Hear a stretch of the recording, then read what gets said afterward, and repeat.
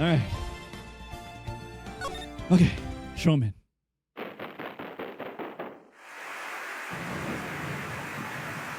It is pretty loud, huh?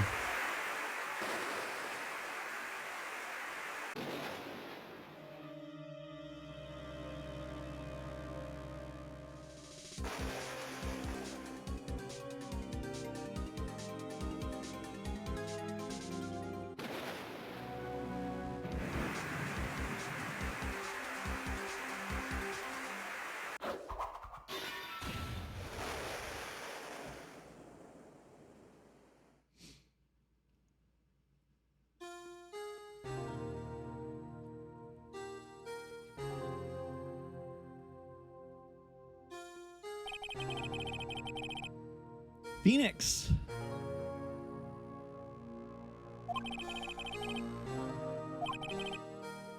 We had officers look for her? Why? She said she was going back to the mountains.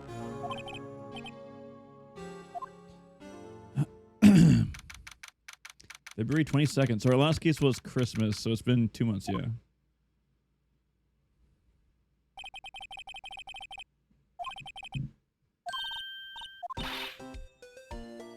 Eh?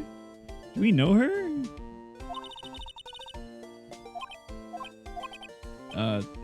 Who are you?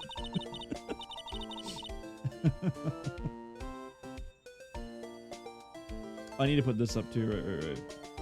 Boop.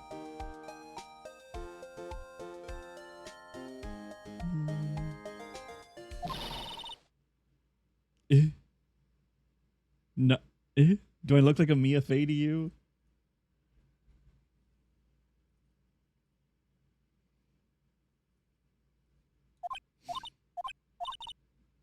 Oh, you're not Mia Fey, are you?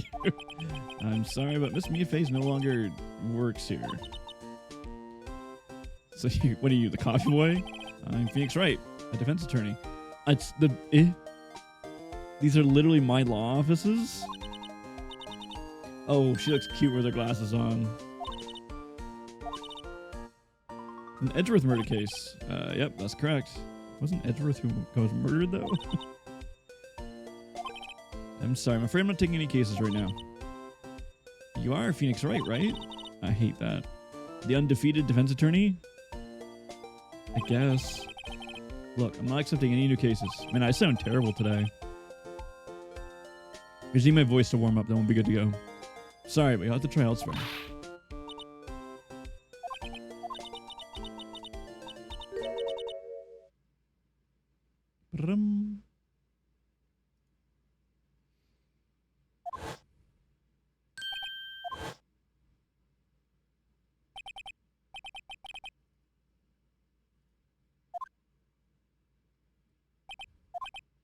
All right, I'll hear you out. Emma Sky. I'm a scientific investigator.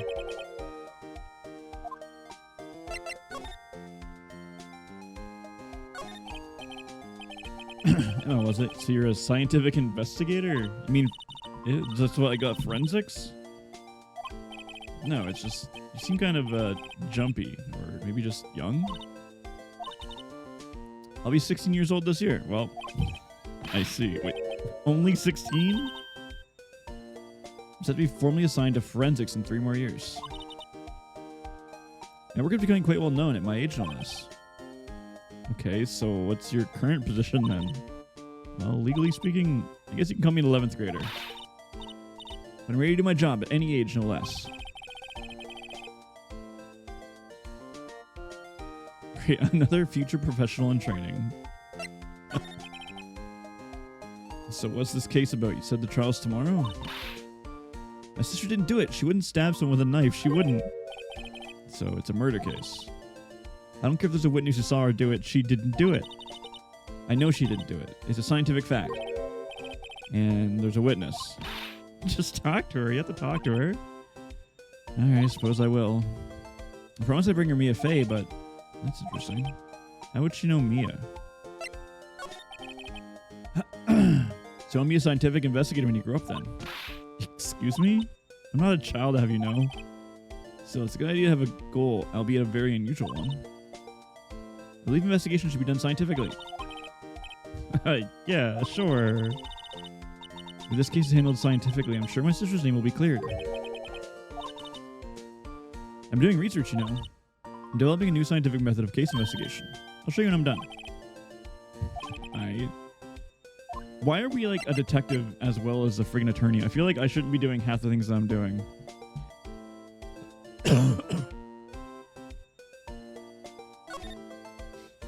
My sister specifically asked for Mia. This Mia Fey person was a few years below her in school. She always told me to go to me if they ever needed a defense attorney. And, well, I need one. Well, incidentally, Mia's a woman. Well, now that you mention it, I guess it is more of a woman's name than a man's. Well, it's nice of you to help your sister out. You must be close. Well, actually, when she gets like this... Actually, when she gets like she is now, I kind of hate her. When she gets all murdery... When she gets all murdery, I don't really like her.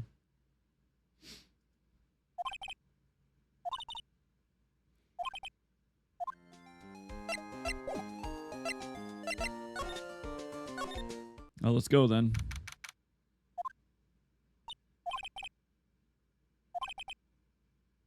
She got quiet all of a sudden as soon as we arrived.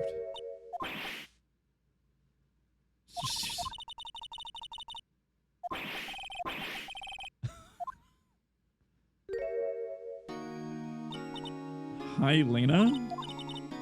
I seem to remember specifically telling you not to come here. Perhaps my memory's failing. Look, I don't want to come here either, okay? Your trial's tomorrow and you still don't have a defense attorney. I'll be the one in court tomorrow. This has nothing to do with you, Emma. Isn't that right, Mr. Wright? Stop doing that. Hey, how do you know me? Like underage kids and they don't go to school? I mean, I think Maya is technically homeschooled, right? Because she's a spirit medium. And this kid's obviously doing well in school because she's a friggin' forensic investigator at like 17. Mia mentioned you. I heard quite a bit. Sorry, what exactly is it you do? She's like a fucking general? I'm Lena Sky. I'm chief prosecutor for this district. You're a prosecutor?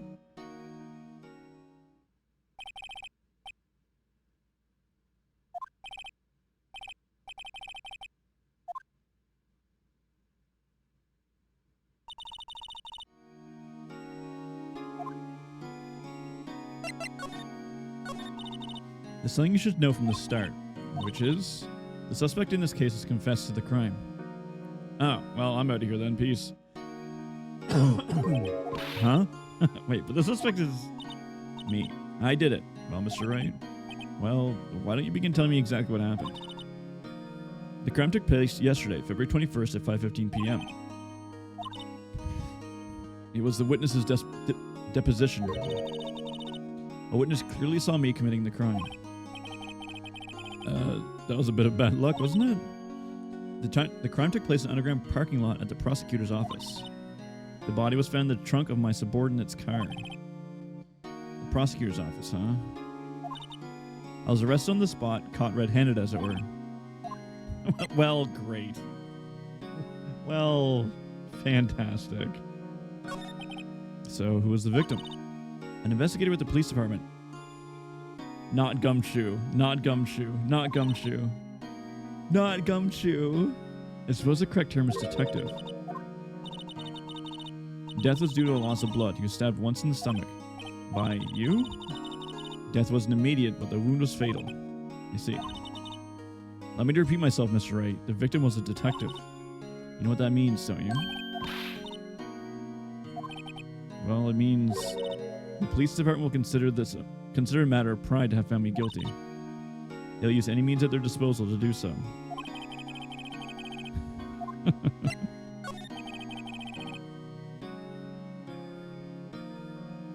So you're the chief prosecutor. That's correct. I'm responsible for overseeing every trial handled by prosecutors in this district. I make sure the prosecutors have what they need to do the job and manage every aspect. Those are my responsibilities in a nutshell. It's an awfully large nutshell. Still, I'm a little surprised. I would think you'd recognize the district's chief prosecutor, Mr. Wright. In fact, it seems impossible you wouldn't. Lena? What happened to your hand? I cut myself in accident when I stabbed him. I stabbed him through my hand. Not very good at being a criminal, I suppose. How am I supposed to defend this? Wait, she was in the class ahead of me, wasn't she?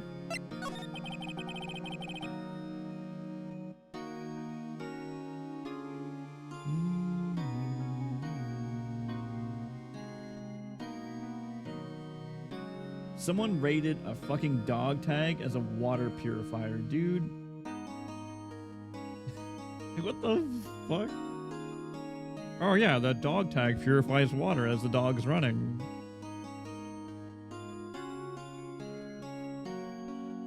Hi, Nan Nan.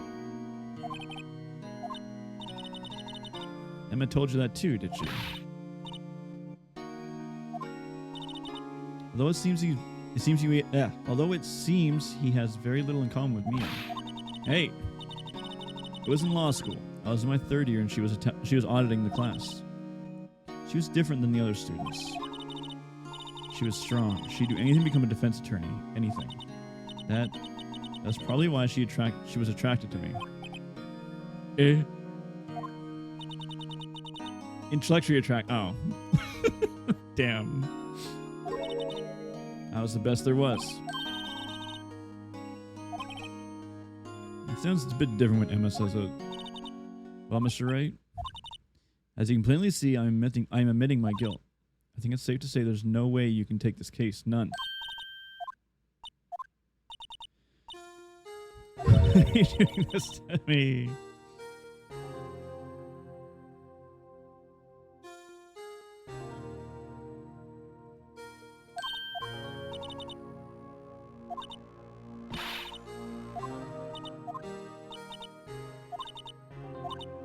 Poor Emma.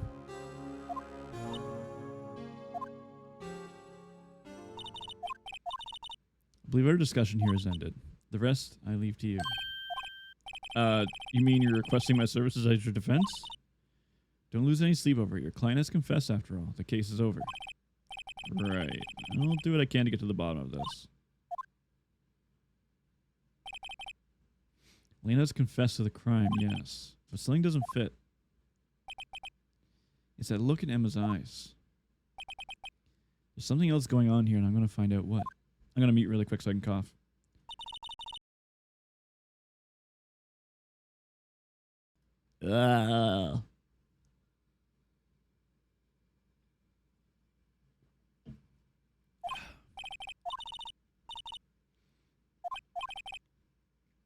She never expected to be defending another prosecutor again. Yeah, really. 2 in a row.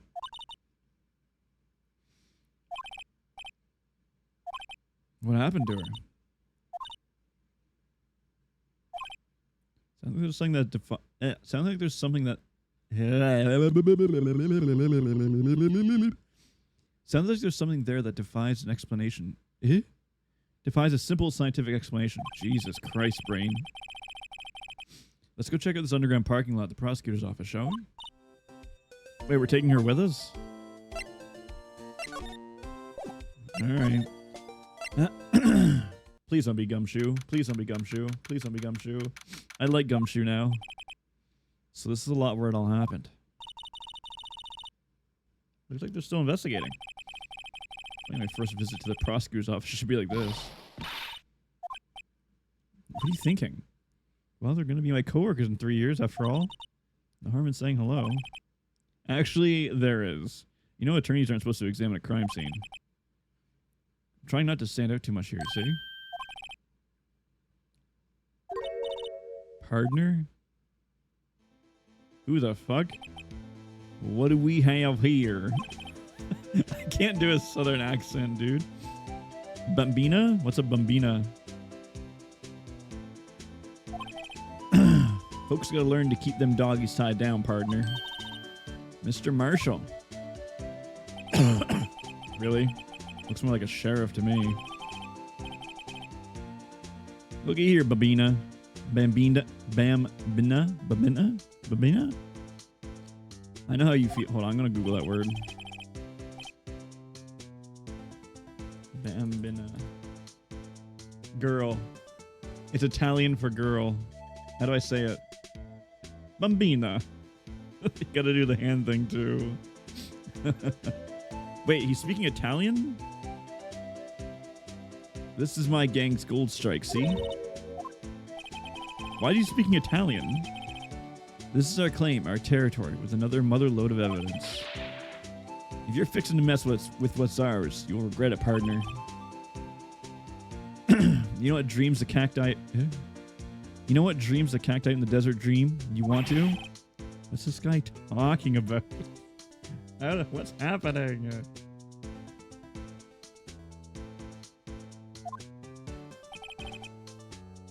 You head along home now. Happy trails, Bambina.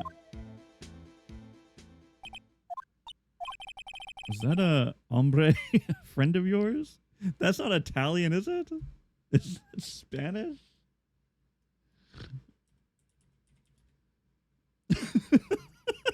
Why are we jumping between languages? Oh, kinda, sorta? Yeah, he's a detective who thinks he's a sheriff from the Wild West, it seems, and speaks Italian.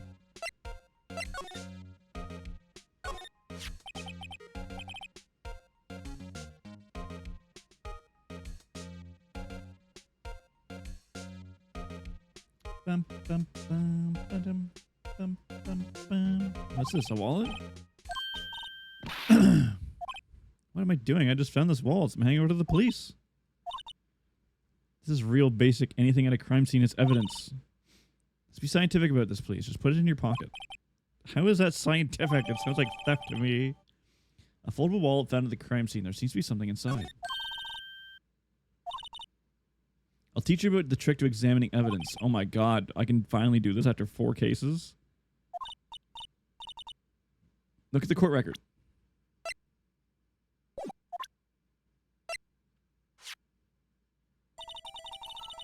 You have to be sure to examine evidence carefully on all sides. Now, let's start examining from every single angle. Oh look, I think there may be a clue here. You should check it out with the press of the X button. This is an ID card. Sergeant Bruce Goodman. I'm a professional defense attorney. I am. I guess, though I don't see what science has to do with it.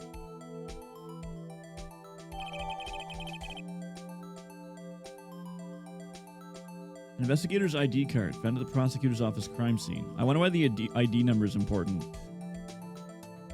5842189.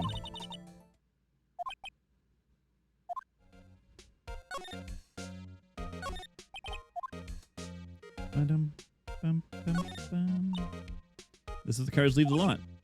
The arrow on the ground makes it look more like an entrance. What are you talking about? It's plainly exit. Well, maybe it's both. It's kind of a dual purpose.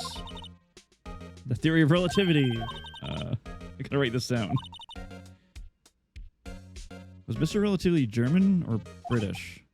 Mr. Relativity? Are you sure that was his name? I like Maya so much more. Can I have Maya back? I miss Maya.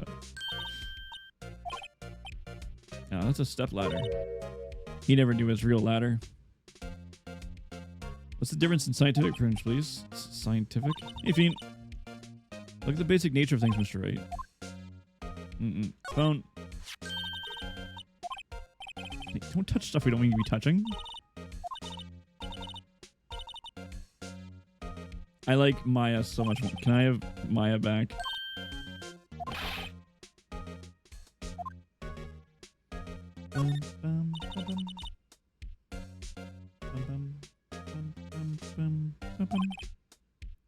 It's got a faucet for water.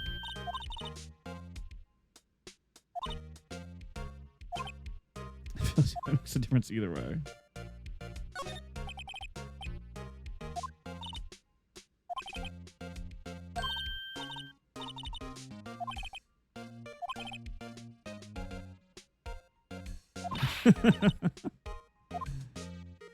Okay, I think that's everything here.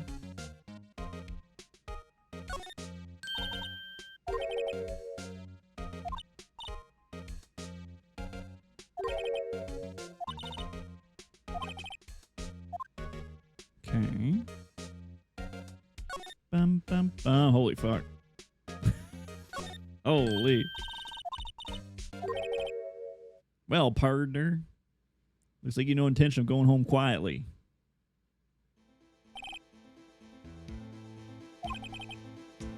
This is our claim. You best be moseying along unless you're fixing to bite the bullet. Did you just threaten to kill me? Who owns that car? Well, well. The little filly's got a good nose on her. The one who rides the red Mustang with her body... Shoot him? I want to. I want Gumshoe back. You want to know who rides the red Mustang with the body in her saddle, eh? No problem, partner. About time for Vittles. Vitellies? Get yourself to the saloon up on the 12th floor of the prosecutor's office. Might just find a service. What the hell is happening with all these words, dude? If this is Italian, I'm gonna lose my mind.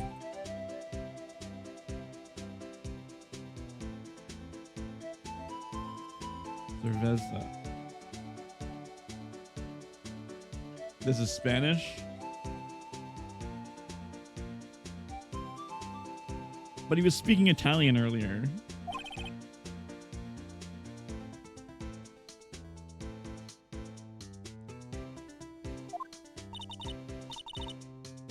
Vitelli's Saloon Cerveza. You should check out the room 1202, the High Prosecutor's Office.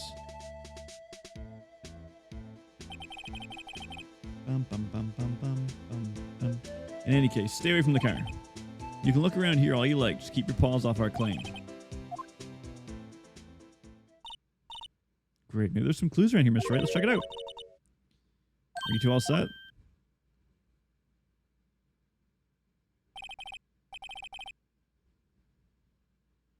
Is that an onigiri in her hat? Is that a hot dog for a necklace? This is a crime scene. Half and half, was it? Oh, thanks. And you, sir? Those ears perked up? What? No, you're seeing things. Some crunchy goodness coming at you. Thanks?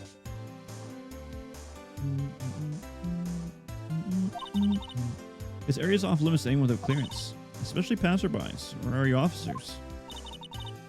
No, but you don't exactly look like the type to have clearance. My tail's wagging? My tail's always wagging. That's hardly a way to greet someone.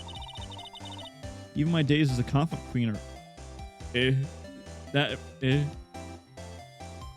coffin queen? I don't like that title. Maya's gone forever? I hope not. Cough up? Huh? No, I'm feeling kind of full. Maybe I'll pass on the lunch. I'm quite connected to this case, you see. The images are burnt. Oh, she's a witness?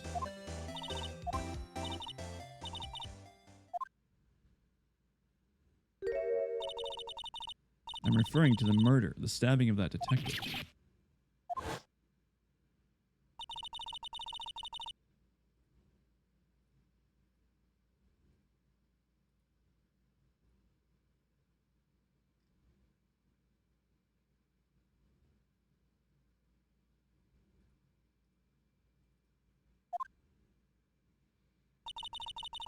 I mean, you're the witness my sister was talking about. Please, cough up, Queen. Tell us what happened. The name's Angel Star. Don't you go forgetting it. Or before you know it... Sorry. Yes, ma'am.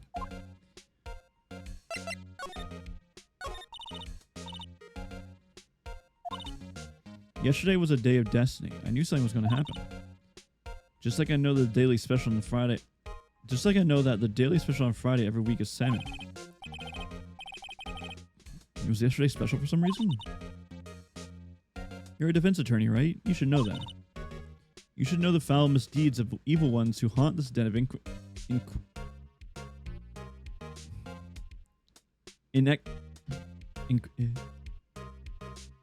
I like the other cases more. This one hurts me.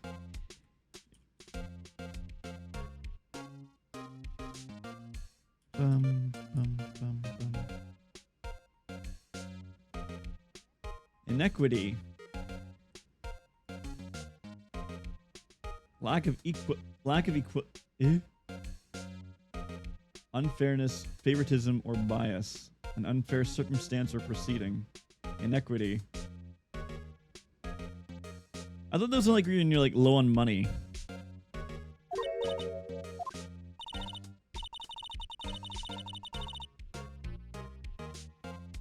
They have no qualms about the oh my god, help me, dude.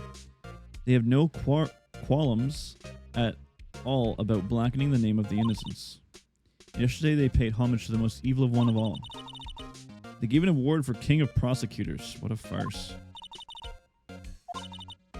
There's some sort of prosecutors commission yesterday? I was almost compelled to lace their lunches with something foul. I was almost tempted to murder them all. Okay, crazy lady.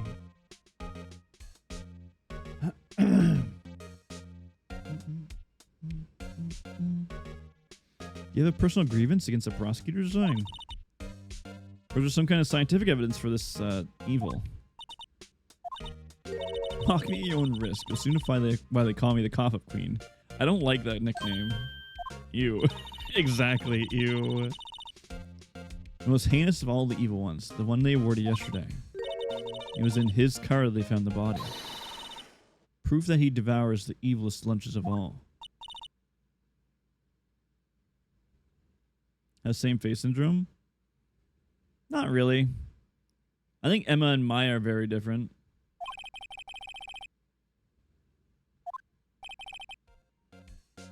This lunch is the thing against prosecutors. What'd you witness? So what exactly was it that you witnessed, Miss Star? It was a fascinating spectacle, to be sure. I now feel I know what they say when they talk about a woman's wrath. See Lena Sky wield that knife so. Her knife flashed in anger, bringing him to a sad end. It was truly a sight to see. The sound of his silverly ties to this world being cruelly cut still rings in my ears. And the rhythmic beat of Lena Sky's knife. Of course. It's quite a feat becoming chief prosecutor. How many lunchboxes of sin did she pack to make that journey, I wonder? She always travels late. That's... it was a metaphor. Now, how would this pretty lunch lady know the chief prosecutor's name? Could we ask you a bit about yourself, Miss Star? I come here every day to sell lunches. I import only the finest and best from the Far East. So we're in America, right? I thought this game took place in Japan. For some reason, the box lunches here are a hit. Or are we in Europe? Why not make the lunches here rather than import them? Did you say something? No. Only true connoisseurs can understand. The kind you only tell someone who's tried General Tso's Trilobite lunch set. Oh, never mind, you win. I don't even want to appreciate part of a Trilobite's flavor. Anyway, I come here to sell lunches every day. My boyfriend works in the security room here in the prosecutor's office. See the security room over there? The glass-walled booth? I sell my lunches, and since I'm here anyway, I drop by to see him. Selling lunches is more important than romance? You, Miss Star, are a lunch vendor with an ulterior motive for coming here. Useful analysis. Not! Did you have a bad experience with a prosecutor, Miss Star? I sense some hostility. Hostility? Perhaps. Prosecutors are all alike, and the bigger they get, the worse they smell. Kind of like 10-day-old clams in the chowder. I wonder if Miss Star was involved in some sort of legal trouble in the past. Emma... I want Maya back. I thought she was just a lunch vendor, but now I'm not so sure.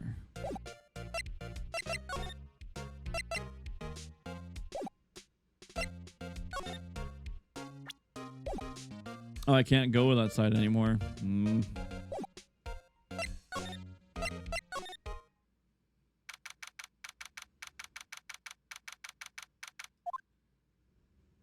Steel samurai thing? That's cool. This is the kind of room that just screams, I can do the job. Quite a change from your office, really. Thanks. Look, look, there's a trophy or something here. A trophy? What is that, shield? It takes real nerve to display stuff like this. Whoever's office is, they must be really stuck up. They must be a real stuck-up jerk. You never tire of prying into other people's business, do you? Edgeworth! Yay! Long time no see, Edgeworth.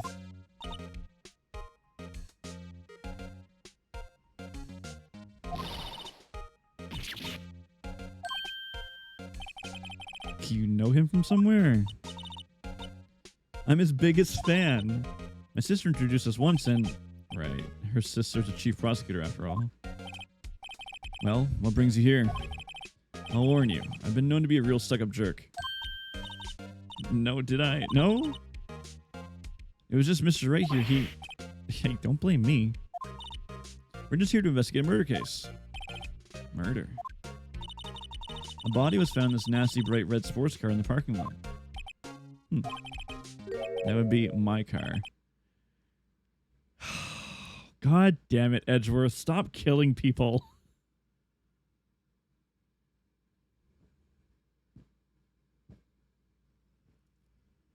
Wait, is this Edgeworth's office? The shirt on the wall is Edgeworth's shirt, no?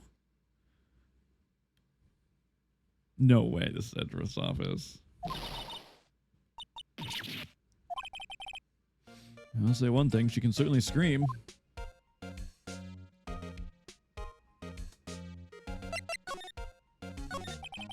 So the body was found in your car?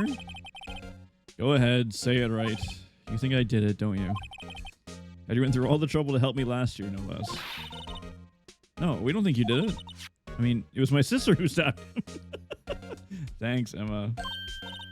Wait, no, she didn't do that. I mean... Wait. So you're the chief prosecutor's little sister, then? Yes, sir, Emma Skye. It's, nice to meet you again. Now, that didn't sound forced at all. Ah, now I remember. You've really grown. I'll admit, it was a surprise for me, too. Thinking my own car would become the scene of a murder. More surprising still, I'm being forced to prove my superior's guilt. I can understand. Wait, what? What did you say? Lena Skye is the chief prosecutor, the top prosecutor in the district. She can't prosecute herself, so I'll be the prosecution at the trial tomorrow.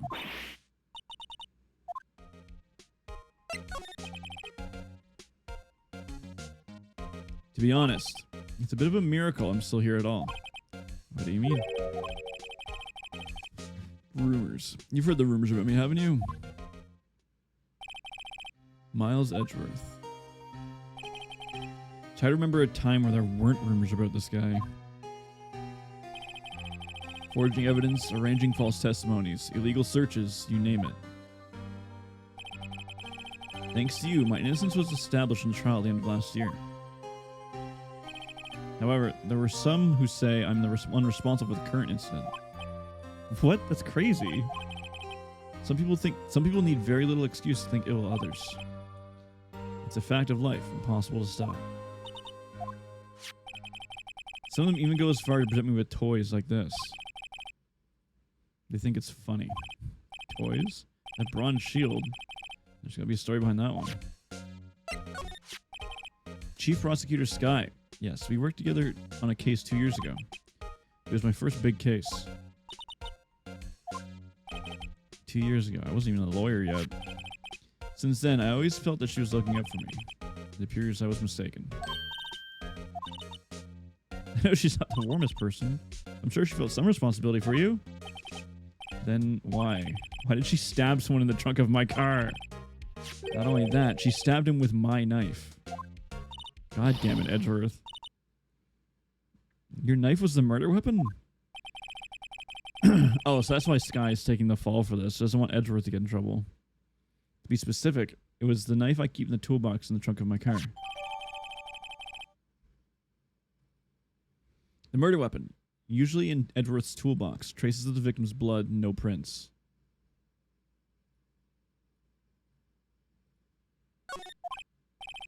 Edgeworth? Are you sure you didn't do it? Come on, you can't take a joke. You have a strange sense of humor, Mr. Wright.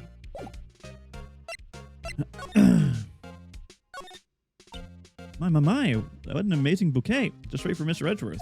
No kidding. Hey, there's a card on it. Back from the dead, Wendy. Wendy? I've heard that name somewhere before. And beside it, a giant steel samurai. Oh, I want one. Huh? There's something written on the bottom of his foot. Between a rock and a hard place, Wendy. Is she Mr. Edgeworth's fiance?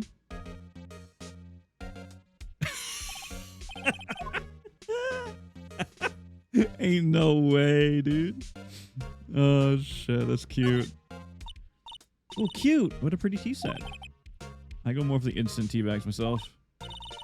The drawer below is filled with packets of tea leaves. They're sorted by origin and flavor. Look at this royal blend. What an exquisitely splendid concoction. There's such a thing as taking a hobby too far. It's a work desk. It's quite tidy as one might expect. As opposed to my home desk that's covered in freaking pop cans and socks. I got a screwdriver, got both my phones, a deck of tarot cards, a bunch of Miku statues. What a nice desk. Easy to use and easy on the eyes. It's polished so well that I can see my own reflection. Strange. Why did I just pick Detective Gumshoe? Maybe I'll take that plaque as a souvenir. Don't. He'll sue you.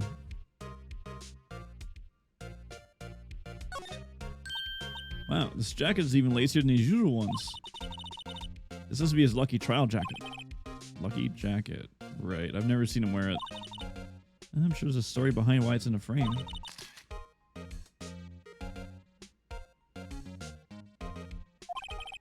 Just getting way too excited about this.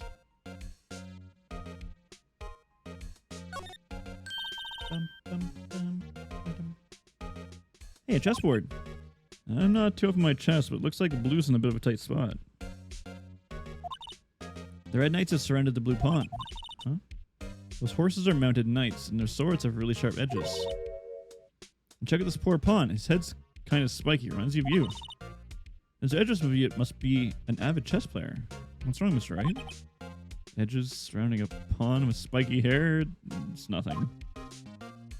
Are these all case files? They're stacked to the ceiling. There's even a ladder. Okay. I thought Edgeworth wasn't good with heights. You just have someone get them for him. They killed off Gumshoe, didn't they? I'm going to be so fucking sad. He must say this case report so closely. It's like so cool. And you wouldn't say it if you saw him sweating bullets up on that ladder. What a view. It must be nice to have an office on the 12th floor. I guess you would feel important. Incidentally, if you were to unalive yourself, that's handy to know. Okay, tell us about the statue, Edgeworth. I've been wondering, what the heck is this? It has a big K on it. Prosecutors. Huh? What's that? It's the King of Prosecutors trophy. It's a great honor. They send that shield to the best prosecutor each year. What? So?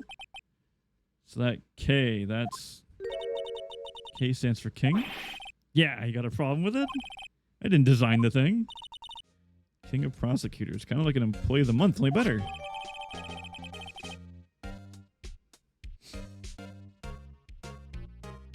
Given Edgeworth, King of Prosecutors, the PD on the day of the murder.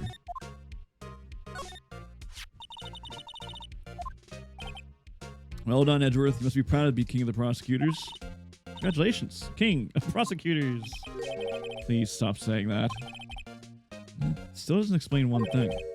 Why is the tip of the shield broken off? Why don't we ask Edgeworth?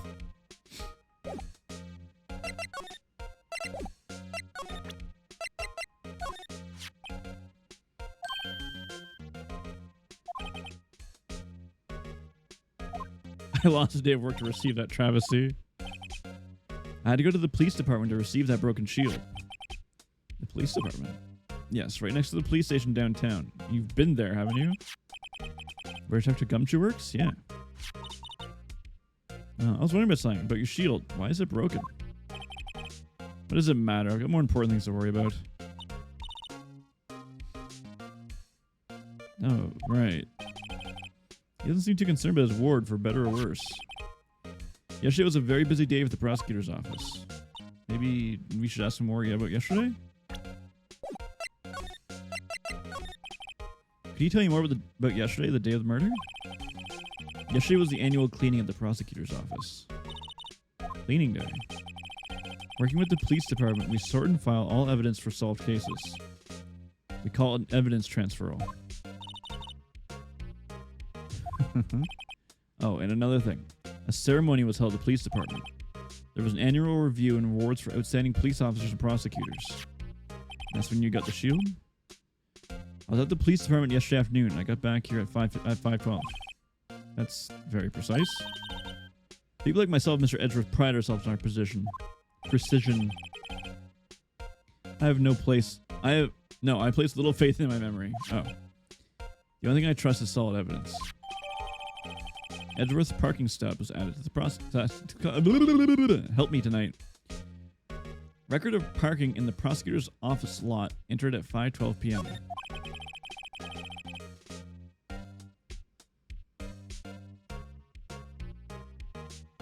This is the parking stuff in the underground parking lot. The murder took place around 5:15. So the murder happened right after you got back. What, right?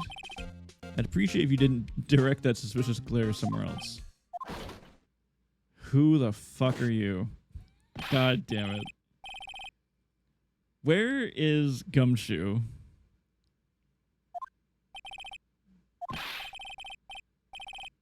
Got your report, sir.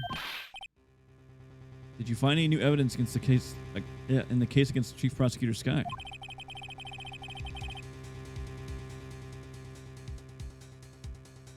I don't like the way this conversation is going. Sky, sir? No, sir.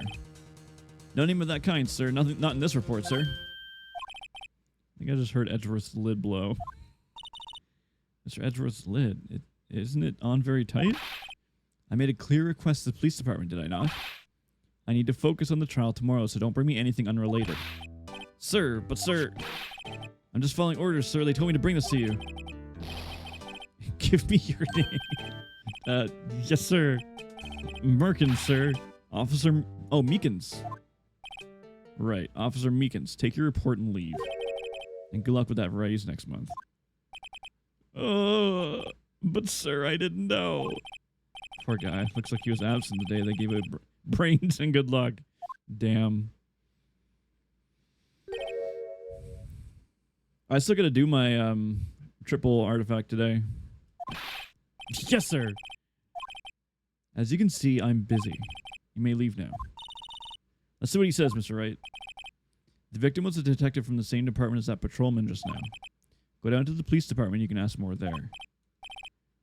Thanks.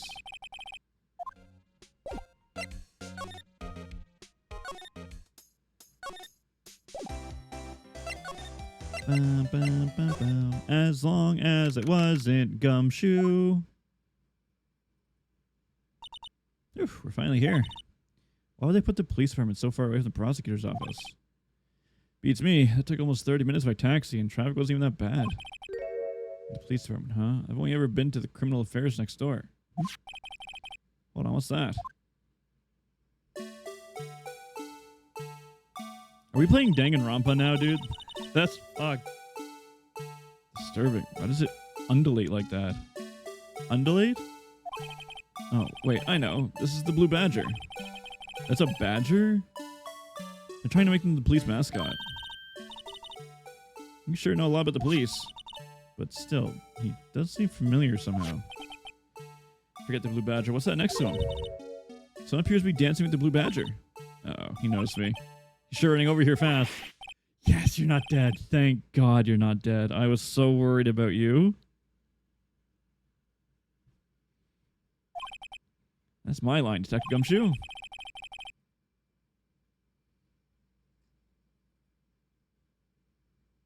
That makes me very happy. Specifically, why were you dancing over there? What? Well, at least it doesn't seem to be too busy. This is our chance to get information. Hey, oh, you know I'm a very busy man, pal.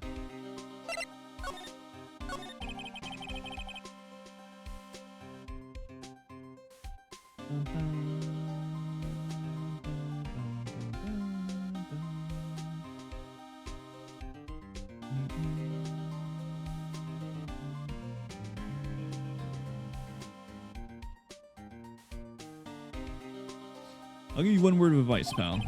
You better not agree to defend the suspect on this case. What? Why not? Huh? Well, it's just that the chief prosecutor's confessed to the crime. She says she summoned the detective to the prosecutor's office and she killed him.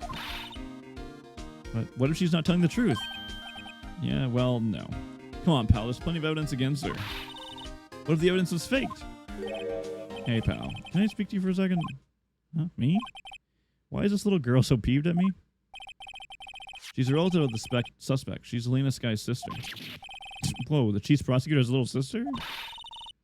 Just please investigate this case carefully, okay? Scientifically. Yes, sir. Oh, by the way, you might want to keep your voices down. You don't want to be overheard using words like faked. It's a sensitive issue with us these days. Oh?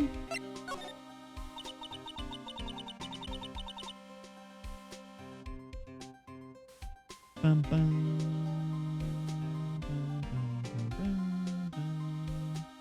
So, what are you doing here, Detective Gumshoe? Me? Oh, well, nothing really. They kicked me out of criminal affairs. Detective Gumshoe, what did you do this time? What do you mean, this time? And what happened? I know things are busy right now. I mean, with my sister's case and all. It's true, we've never had a chief prosecutor murder one before. Only the highest ranked people are allowed into criminal affairs now. The lowest ranked guy there is our chief of detectives. They're not letting any of us rank and file detectives in at all. I know this is an important trial, but isn't that a little odd? So anyway, I thought I'd spend the day getting the Badger dance down pat. Isn't there anything else you could be doing? I know the chief of police himself is directing this investigation, pal. An officer marshal was assigned to the underground parking lot. Now that I think about it, Emma did seem to know that marshal guy. A patrolman in charge of a crime scene? That's unheard of, pal.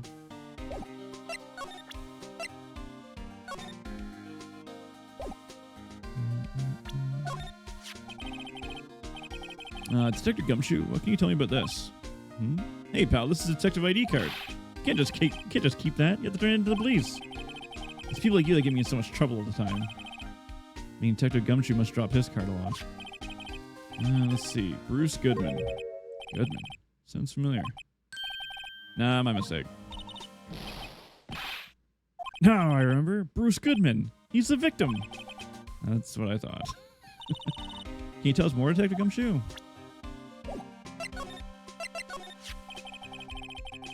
So this ID card belonged to the victim?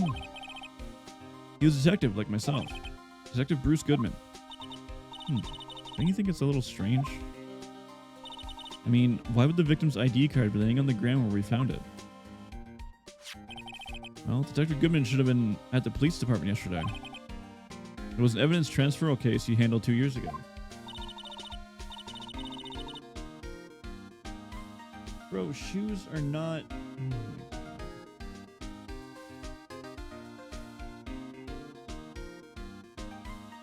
Mr. Edgeworth mentioned that too, but Detective Goodman was killed at the prosecutor's office.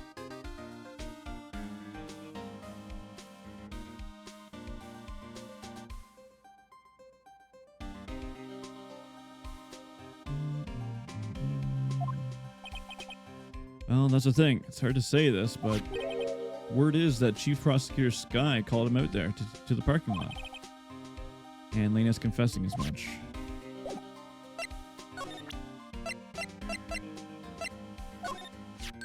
Hey, that's it. That's the King of Prosecutors Award that Mr. Edgeworth got yesterday. Were you at the award ceremony, Detective Gumshoe? Of course, pal. I got an award for diligence myself. Hey, congrats. Oh, congratulations. I was wondering, why is the award a shield? And why is it broken? Oh, there's a reason. I'll tell you what it is later. Apparently you forgot. But I was proud of Mr. Edgeworth for winning that award. Even with all the naysayers in the prosecutor's office. Naysayers. Must be because of the rumors.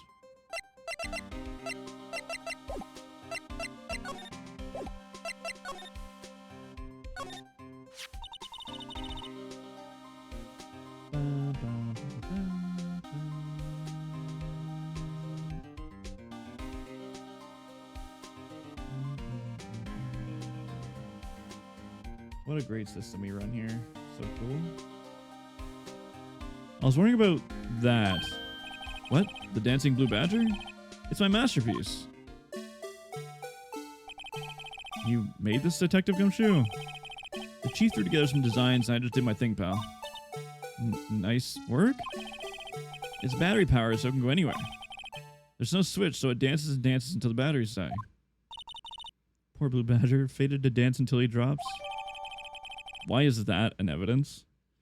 A work of art designed by the chief of detectives and created by Detective Gumshoe. The detectives in there look pretty busy. Just imagine right now, behind those doors, a police drama is in action. Somehow the thought fails to excite me.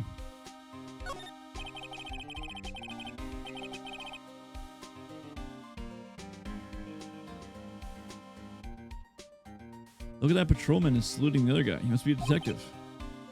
And then I said, hey, you do that. Your soup will get cold, buddy. That's hilarious, sir. I laughed so hard I cried.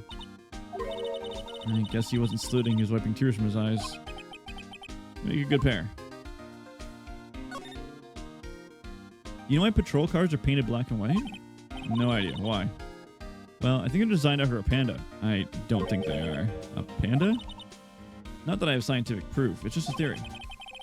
But do you mind me asking why or how you came up with that theory?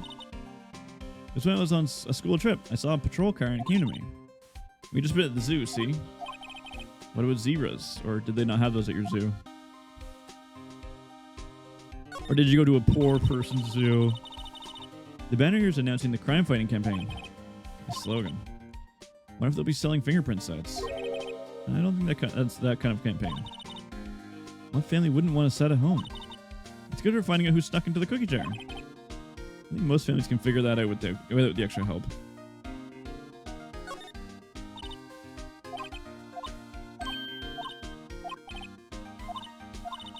That's all not useful to the case. I'm just gonna check these things.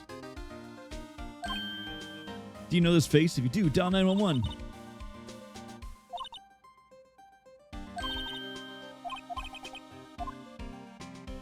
Well, I guess we're done here.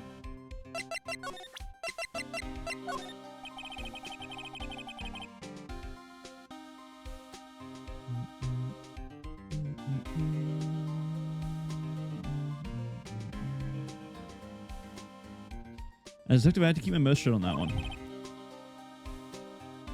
I know better than to go about blabbing about things I don't know about. No, I wouldn't want you to do that either. Good.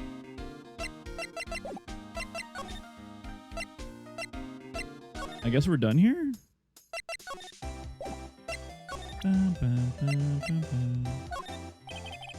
You take a look at this? You said you want some hot tea, right? No, but thanks.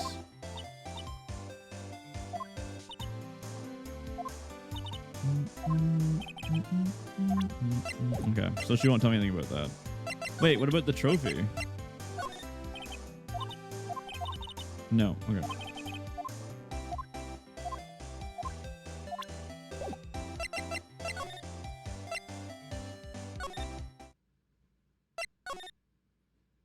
Who did I miss? What did I miss?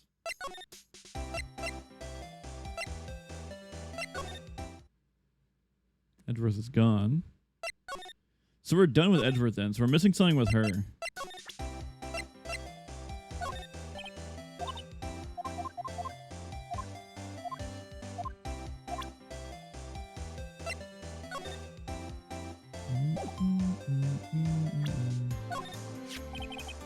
About this card. Lunchland vendors only accept cash, no cards. Especially not a card belonging to someone else. No, this isn't a credit card. It's an ID card. It belongs to a detective. And you're showing me this to me, the lunch lady. Why? It's like showing a fine honeyed ham to a detective. Why do I feel like I'm being mocked? Fuck you, bitch. Ooh, 3D.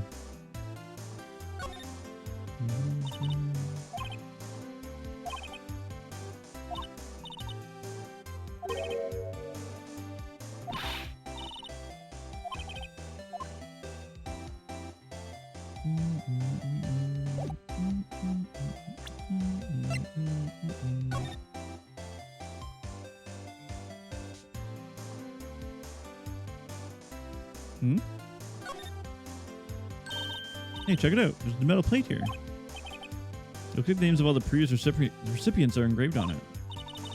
One guy's listed a bunch of times. Von Karma. I guess he must be a foreigner. Yeah, that's probably it. Well, wherever he's from, he must have been an amazing prosecutor. I'd like to meet this Von Karma sometime. And she says his name just kind of a ring to it. The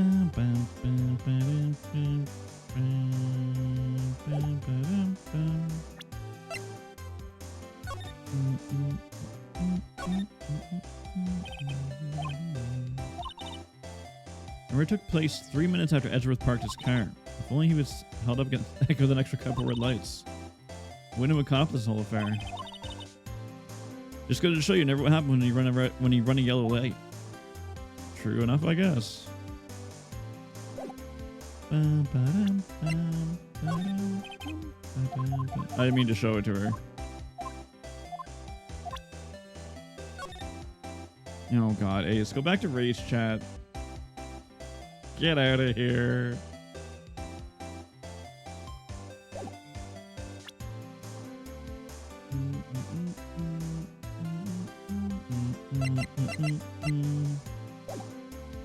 What if I show her my attorney badge?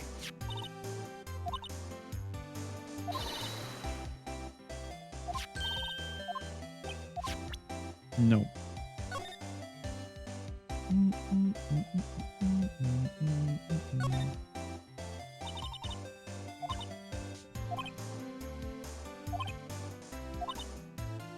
No.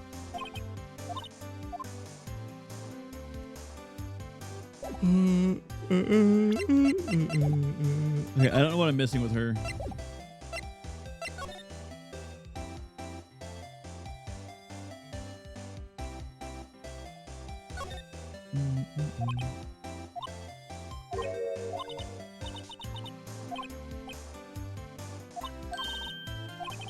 Wait, can we go up there? Nope.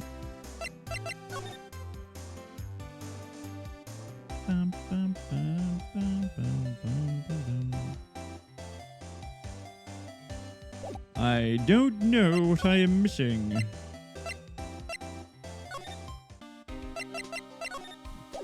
You guys show Gumshoe something?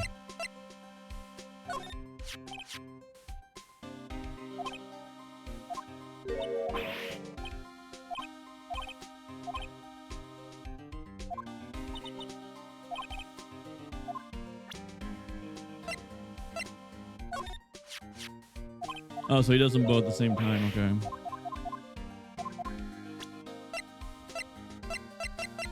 I think we did everything else. Ah.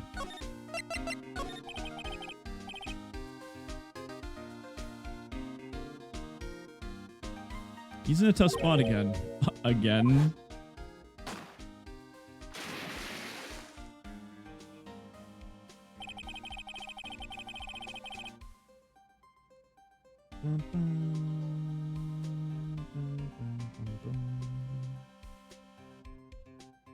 One sec.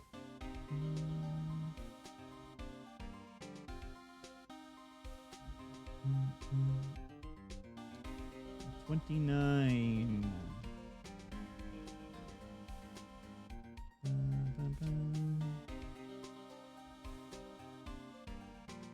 Never mind. 31.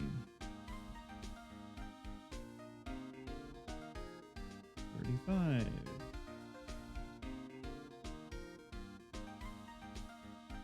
38.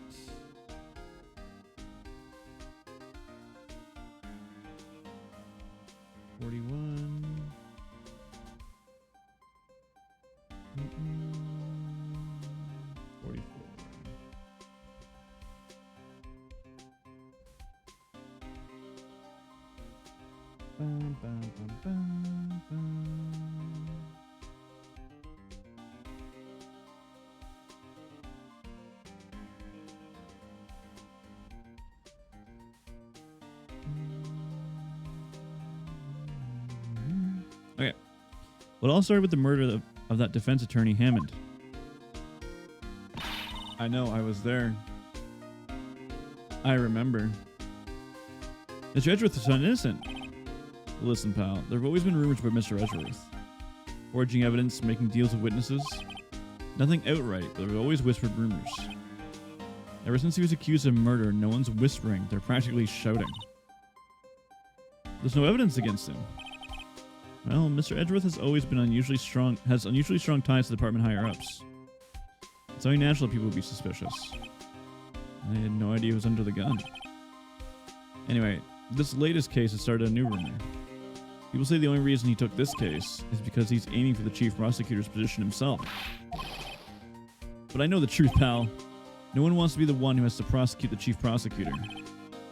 Mr. Edgeworth is biting the bullet in this one. He's doing this all for us. That's about all I know about that. I'm not officially on the case, you know. Why aren't you handling this case, Detective Gumshoe? We met the guy who is... What was his name? The guy in the parking lot. That'd be Officer Marshall. He is appointed directly by the chief of police. Officer Marshall. Is he some kind of Wild West sheriff or something? No, Jake Marshall's just a regular officer. From West LA. For a moment there, I wasn't sure. Look, pal, let me try to make things a little easier for you. Show them this and they'll let you examine the crime scene. Maybe. Receive from Detective Gumshoe allows the bearer to investigate the crime scene. I'll be surprised if it gets us anywhere. Just act like you're supposed to be there and no one will look twice at you, pal.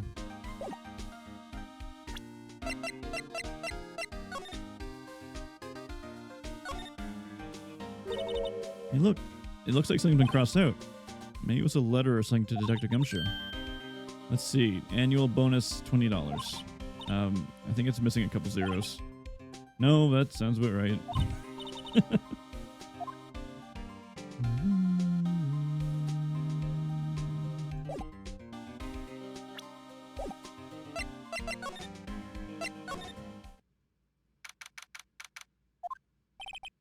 Looks like the investigation's still going. I have to be getting back to the shop. Sorry, looks like I'll be stuck in this pit till the sun sleeps. I'll see you in my dreams tonight then, baby. Baby. Oh, still here? Oh, hello. The surprise look. Didn't I mention?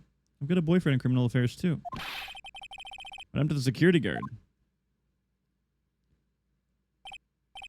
She's going it with Marshall? Hey, what's wrong, Bambina? You're looking a little doggy, that's for sure. That's lost its herd. Oh my god, this fucking guy.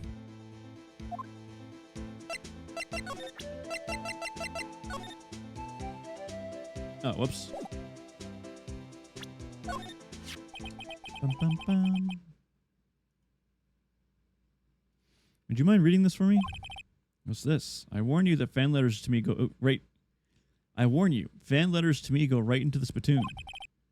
It's a letter of introduction from Detective Gumshoe. Maybe investigate it. Gumshoe. Is that old crow dog? Cow dog? He holding a birthday party or something? Huh? Look, whereas should say letter of introduction, it says invitation. Oh, I think you just miswrote it. Wait, why am I getting all defensive here? No worries. This proves it's from Gumshoe. Better than the blood test. Guess I better let you in then. He's a patrolman, not a detective. Which reminds me. Hey, wait a sec. Isn't the crime scene supposed to be handled by a detective or higher? Well, folks, the clues are all calling. Welcome to our gold strike. Be like the settlers. Strike out for lands unknown. Manifest destiny. Let's have a hootenanny. Note to self. Police investigations are like settling the land. Well, Mr. Wright, what do you say? I say I won't be needing this anymore.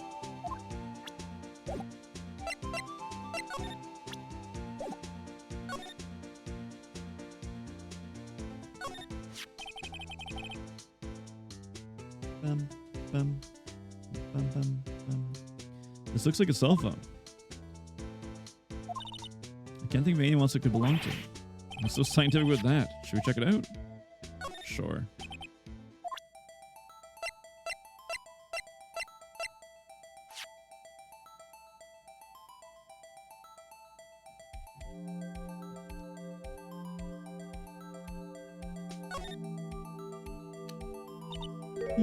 The phone's still on the redial screen. Mr. Wright, most phones keep a record of the calls you made and received. You just press the blue button to display the last number you called. Convenient, isn't it? I'm surprised you didn't know about it. Sorry to disappoint you, but I don't know anything about things like redial. I don't know this newfangled flip phone technology.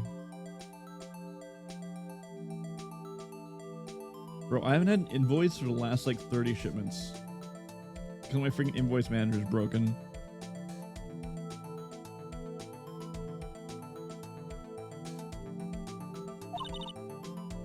You never know people from your generation. Whatever, let's just check the file.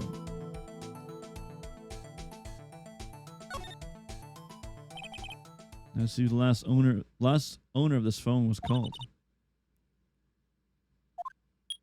Boop. Cute.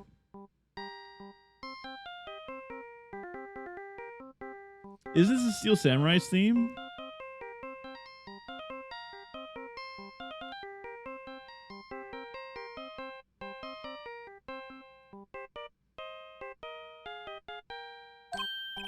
Hey, that song. I know that. Hey, what's going on over there? Oh, sorry. I see you, partner. You pressed read on that their phone, didn't you? Well, yeah. Whose phone is this anyway? It was over here on the ground. Whose is it? That belongs to the chief prosecutor, Sky. She apparently dropped it when she was taken into custody right after the crime. Look, the last call was made right when the murder occurred. Looks like she was fixing to call someone. Except she only spoke for a few seconds, according to this. Who'd she call? No idea. Sorry, partner. Now I got a question for you, partner. I heard a phone ring just now. One of those newfangled ringtunes. Oh, that? Oh, I'm sorry. That was my phone. What? Your phone?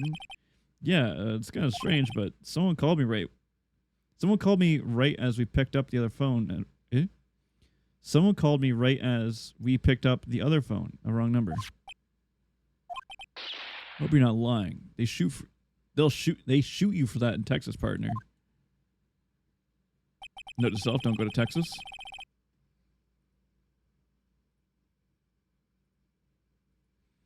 I've incited the wrath of the Lone Star Patrolman. Property of Lena Sky. Last call made at 5:18 on the day of the murder.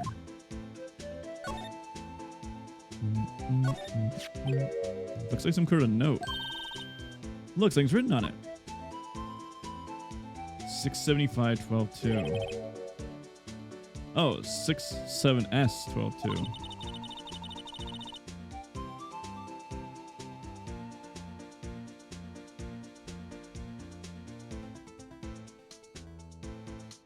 There's a name printed on the paper above that. Goodman. Mayfield was Bonk when he was killed. Well, so, what does it mean, Mr. Wright? How the hell am I supposed to know? For detective reasoning, go to Edgeworth, not Wright.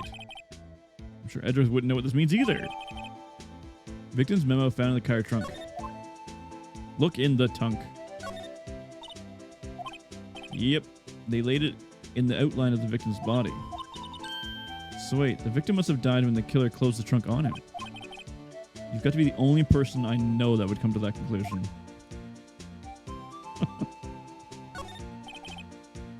This appears to be the car where the body was found. Looks like the lock on the trunk is busted.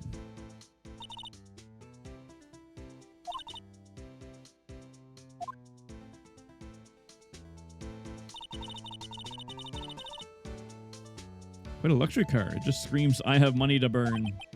Yeah, prosecutors get the big bucks.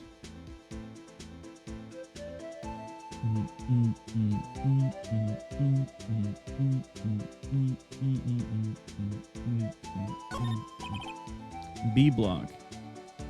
It's our visitor's park. I can see the lunch line car from over there, far in the distance. cartoon cow munching down on a juicy looking steak. Doesn't that strike you as a little creepy? Just don't think too deep about it, you'll be fine.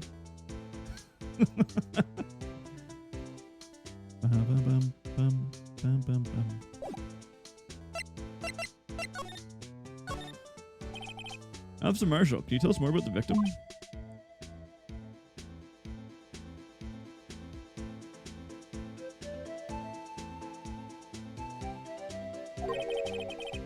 Good men always die young. Remember that, partner. Could you be a little more specific? Bruce Goodman. He was a detective, right? Well, I do have a feisty doggy there now. Detective Goodman was stabbed here at 5:15. The smiling Madonna told me the tale. He means the witness, Miss Angel Starr. One stab to the chest. A fine piece of work. This here's the autopsy report. Death due to loss of blood, one knife wound, died within an hour and a half of 4 p.m. Was my sister involved with the victim in any way? Funny you should mention that, Bobina. Chief Prosecutor Sky and Detective Goodman had nothing in common at all. They apparently worked together on a few cases years back. Goodman wasn't particularly a gifted detective. That's one reason why he didn't do much with the chief prosecutor. My sister called the victim here on the day of the murder, right? To this parking lot. So it seems like calling an unarmed man to a shootout at high noon.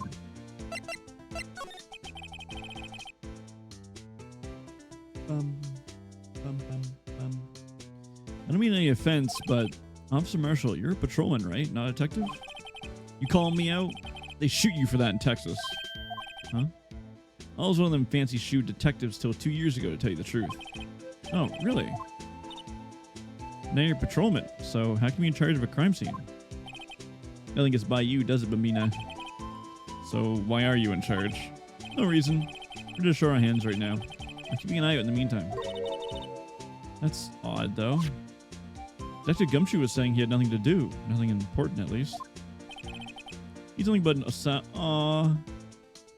Gumshoe's the best, dude. Fuck you. Maybe it's because he runs with that Edgeworth, eh? Edgeworth. That cow dog's been kicked out of the castle run by order of Chief of Police. You just don't realize it yet. Detective Gumshoe was kicked out of the investigation. So there's no connection between Detective Goodman and my sister. That's correct, but there's a goldmine of evidence against her. And the prosecutor tomorrow is none other than Edgeworth himself. I'm afraid your sister's fate's decided, Babina. Many condolences. Officer Marshall. How can you say that? You and my sister, you were... Is there anything between this cop and her sister that I don't know about? I apologize, Bambina. Something must have gotten into me.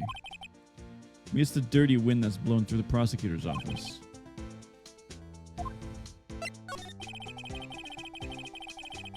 Bambina.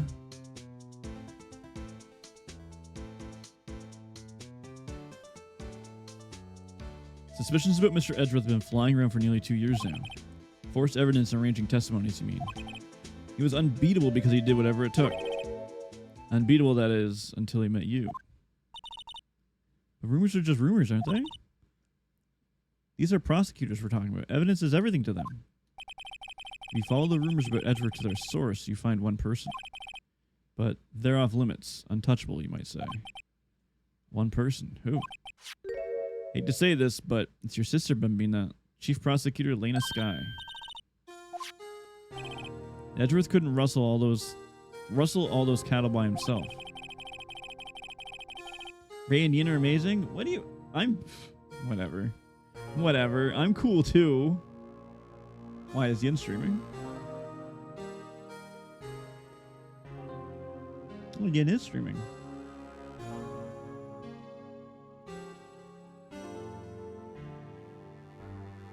What the heck? Oh, I'm gonna open my water.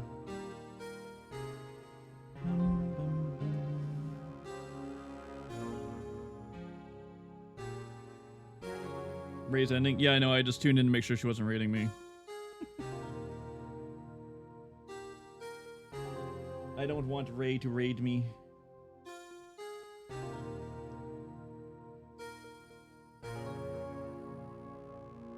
Oh no!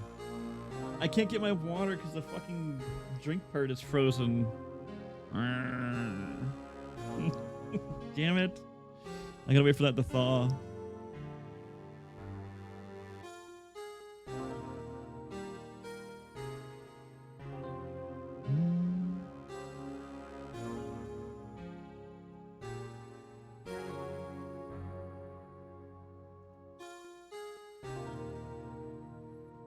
Some people load their guns with bullets, some people load them with deals.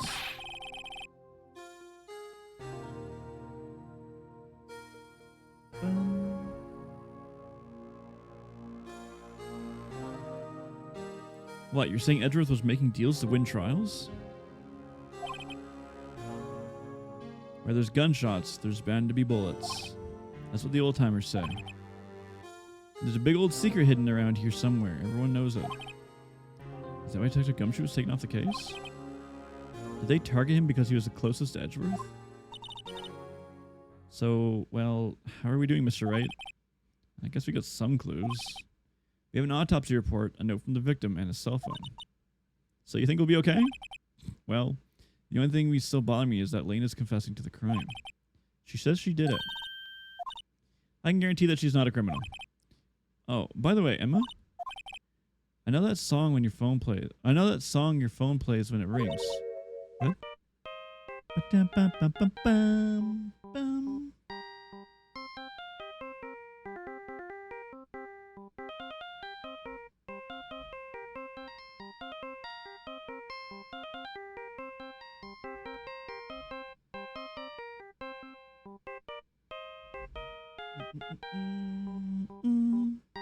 And then I raid. Yeah, I don't really raid people.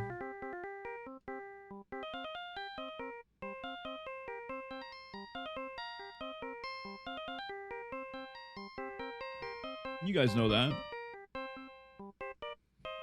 Bum, bum, bum, bum, bum. It's a Steel Samurai theme song, isn't it? That popular TV show for kids. The phone that rang earlier wasn't mine. It was yours.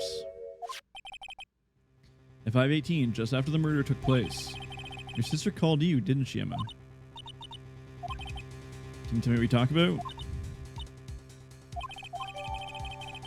Probably Lena Sky. Last call made to her sister Emma at 5:18 on the day of the murder. A detective is murdered and the suspect is the top prosecutor in the district. I've got a bad feeling about this one. Like, maybe I still don't know everything that went on here.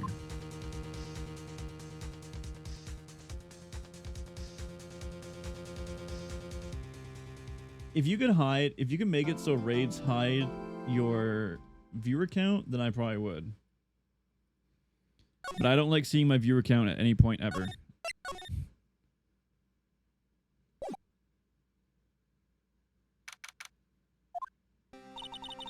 How'd the investigation go, actually, Mr. Wright?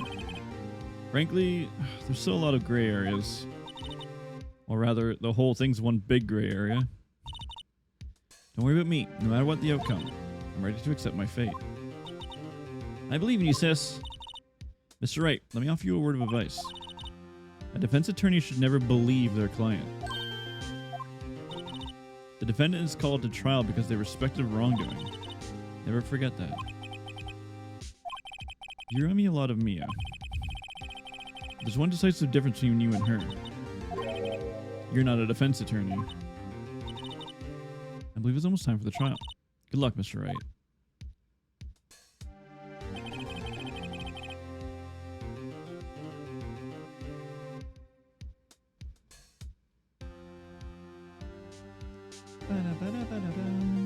My first trial without a Fae helping me. No one's gonna bail me out this time. I'll be alone in there. So I have to discover the truth all by myself. Let's do this, Mr. Wright. I'll be with you the whole way.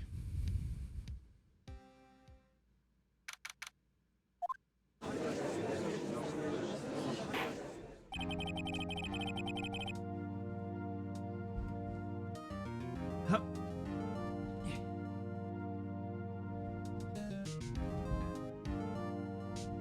Court is now in session for the trial of Miss Lena Sky.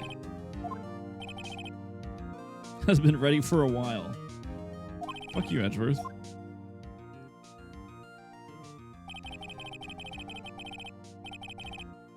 It's been 2 months, but I've never been in a courtroom since this trial. I hope that personal feelings not be part of the proceedings today, Mr. Wright. I will choose the path I think is right, regardless of what those around me might say. The judgment to be made here is in our hands, not of anyone else's. Very well, Mr. Edgeworth, your opening statement, please.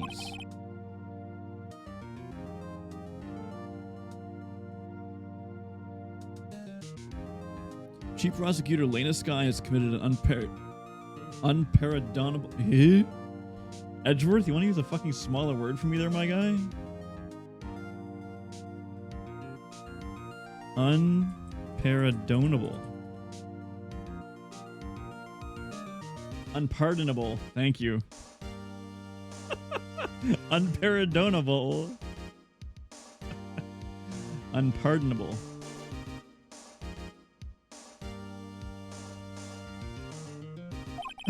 Not only this, but she was rash enough to commit it in the prosecutor's parking office.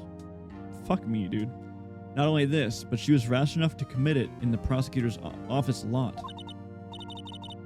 That's from a forceful in person. I suddenly feel like confessing to everything. However, she will now pay for her rashness with her life. There was a witness to her crime. A professional witness. Why was that in quotation marks? Edgeworth, do you know something we don't?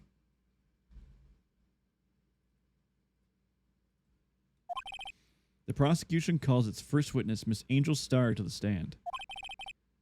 All right, Edgeworth, you're going to get a name and occupation this time. I believe in you.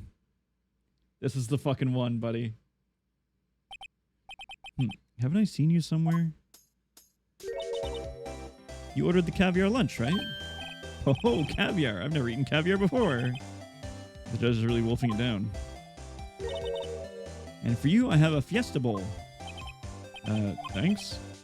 Will the witness state her name and profession? Come on, Edgeworth. And you, sir? Did you order the fingerprint lunchbox? It's too early for a lunch. Your name and profession, please. Well, Your Honor... Oh, my poor Edgeworth. So this is why everyone raised with caviar. It's so tasty, it hurts. I always thought caviar would taste like pickled... tapioca? What the heck does pickled tapioca taste like? Name, profession, now. The name's Angel Starr. Don't go forgetting. I find myself running Lunchland these days. Is that what you wanted me to say, Mr. Edgeworth? Very well, witness. Please describe the incident to us. The prosecution will wait. I'm not finished eating. Hurry it up. Very well. Mr. Edgeworth. Share your blessings, Moggs. I don't like rating. Like I said, I don't want to know my viewer count ever.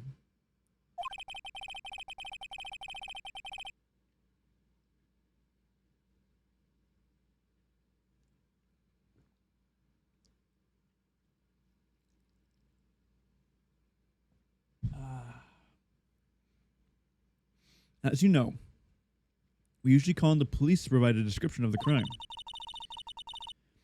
Your Honor, Mr. Edgeworth has said to the court, I am a professional.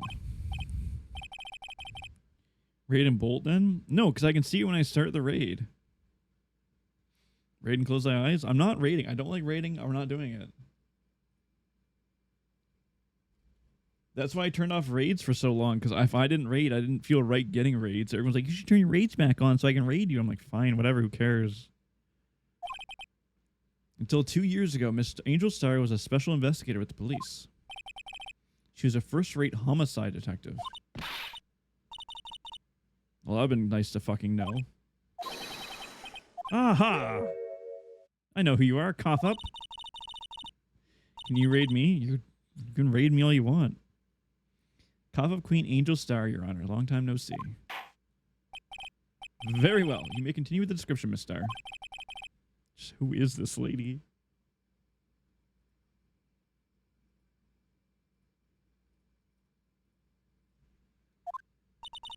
If I might have the court's attention over here. The parking lot at the prosecutor's office is divided into 2 blocks. A block is for the prosecutor's office personnel. B block is for visitors and clients. A chain divider separates the two blocks. I suppose that's to keep visitors from taking up prosecutor's spaces, yes?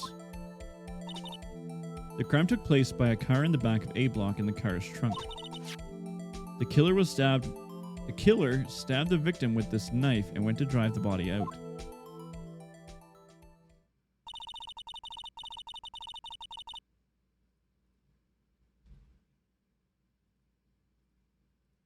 Unfortunately for her, there was a witness, and an arrest was made on the spot. And who was this valiant witness? Why, it was me, Your Honor.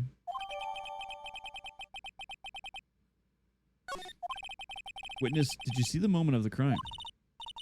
Of course, Your Honor. Immediately after that, I apprehended the chief prosecutor. Seems rather cut and dry, doesn't it?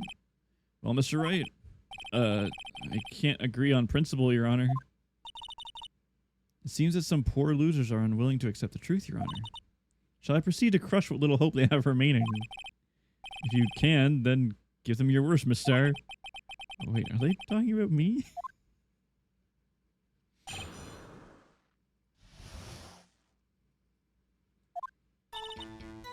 Somehow, I always knew a day like this would come. I was on my way to deliver a lunchbox to my boyfriend. When I sensed something, perhaps it was my finely honed detective intuition at work. Through the wire fence, I saw chief prosecutor standing next to a garnish. Garish? The chief prosecutor was holding a knife in her right hand. Then she thrust the pointy tip of the knife into Detective Goodman's chest. Bringing a lunchbox to your boyfriend? How touching. As you can see, there's no room for doubt. The key point of your testimony seems to be nothing other than the point of the knife, which you saw being stabbed into Detective Goodman. So, how does it feel to be so utterly crushed? I'm still thinking about that. It's merely a flesh wound, Mr. Wright. Very well, Mr. Wright. You may cross-examine the witness.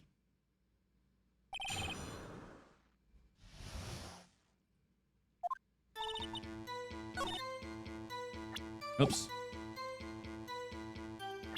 Can I take a look at this?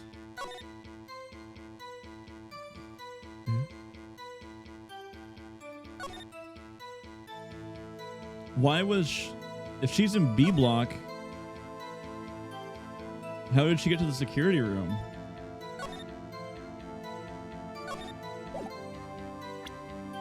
Alright, I think I know where I'm going.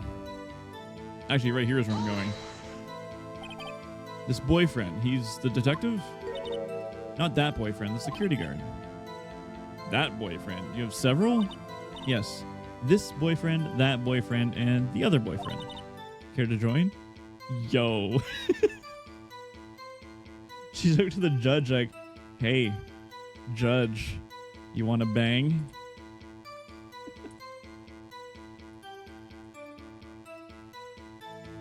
Sorry, one sec.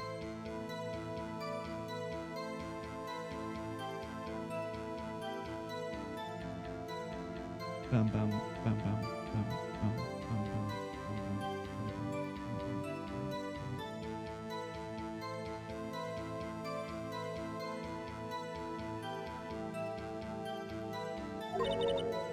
Another boyfriend position is still open for applicants. I'll stick with the lunches, thanks. The judge had to think before replying. The security guard room is A block. Yes, it is. It's up on the second level. You can see everything from there. Might be the room with the security sign. Incidentally, did you bring your lunchboxes by car? I'm a visitor now. I parked in B block. So she was in B block when she witnessed the crime.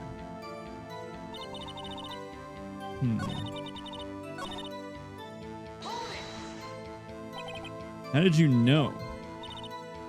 I respect the prosecutor's basic abhorrence of the crime. Abhorrence, right? Of crime. Yet their methods are ugly and twisted. Twisted methods will always lead to tragedy. The lunch lady's uninformed opinion is duly noted. Given that they used to They've given that they are used to erasing inconvenient evidence at their whim.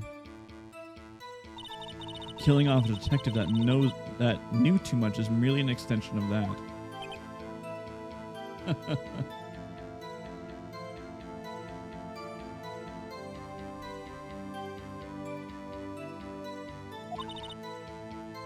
Miss Star, do you have something personal against prosecutors? I felt that I had found my dream job when I became an investigator. If I hadn't been laid off by those prosecutors over there, I'd still be one. Laid off? She was fired? Just a jab at Edgeworth, basically. To me, prosecutors are nothing more than worms. That said, I'm a pro, as you know. My testimony is unbiased and flawless. Very well. You may continue, Miss Sir.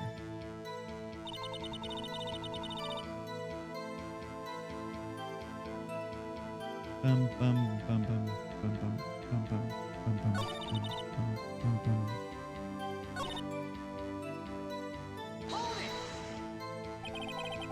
By Garish? Mr. Edgeworth's car, yes. Mr. Edgeworth's. Incidentally, the knife the victim was stabbed with was also Mr. Edgeworth's, wasn't it? Indeed it was.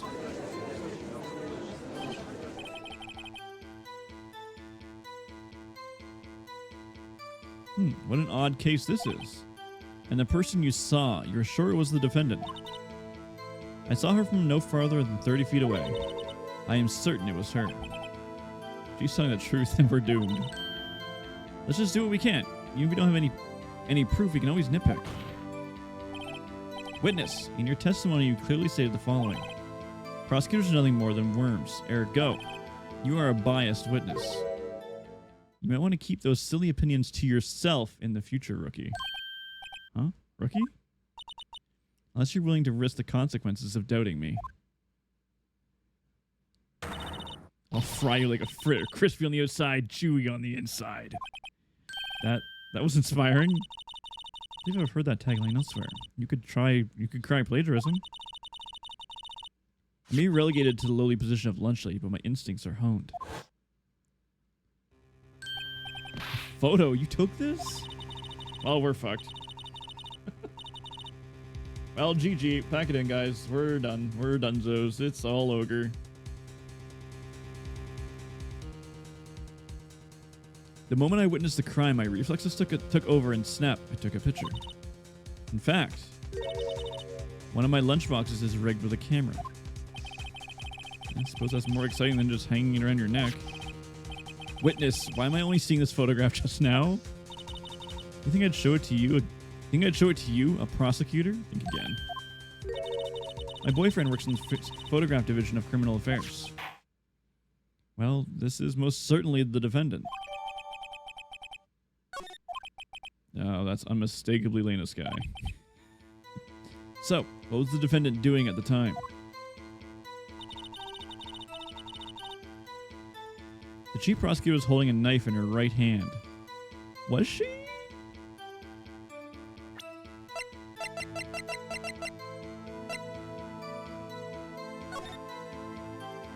Was she though? This is the illegal evidence with the actual hell? What do you mean illegal? It's just we get held by like that's just how this game works. Yeah, she's not holding shit. What do you mean? Don't say, Your Honor. And you witnessed this.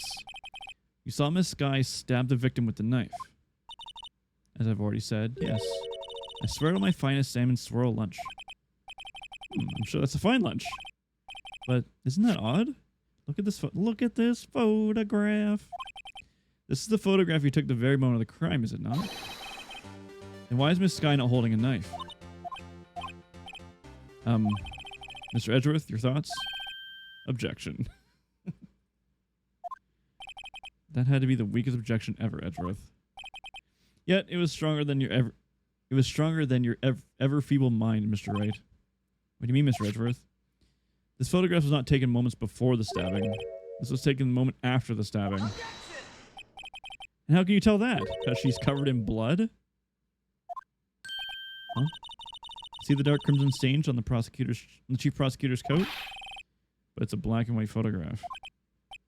Yes, this is hard to tell, but this could be blood. Well, Mr. Wright, I see no problem here. No problem, except you. Mr. Wright, are you going to sit there and just take that kind of abuse? Ugh, you got a better idea? Objection? I mean...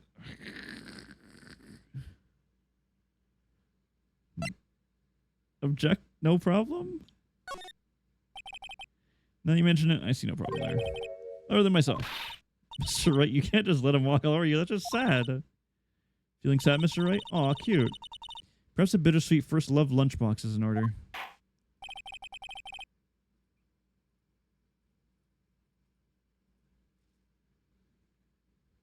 Fuck this witness. Oh, that was a waste of time. Let's continue with the testimony. I should have dug a little deeper.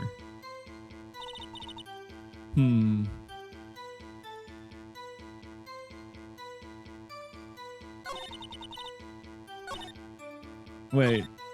I was right, though, right? So we didn't lose any HP. I should have objected?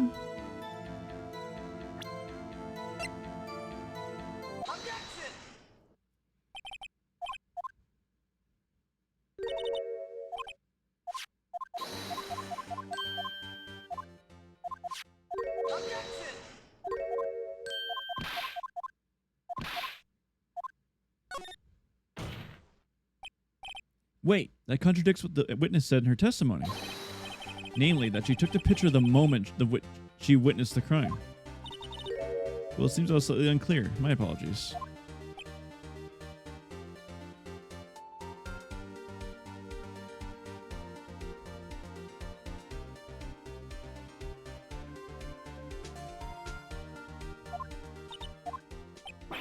That's it? If you run out of lunch, you order seconds. Problem solved. If you don't like it, try ordering the jumbo-sized lunch from the get-go. Good advice. I'm not sure I understood it, but good advice. I didn't have time to stop her. Prosecutor Sky was cold, calculating like a robot. She killed without pain or remorse. It was a premeditated murder. Premeditated? How do you know? Look at the chief prosecutor's hands in that photograph. Are those gloves?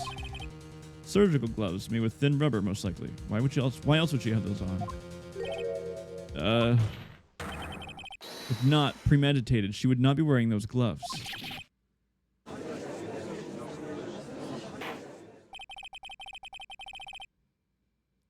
Hurry up and melt ice. I need more water.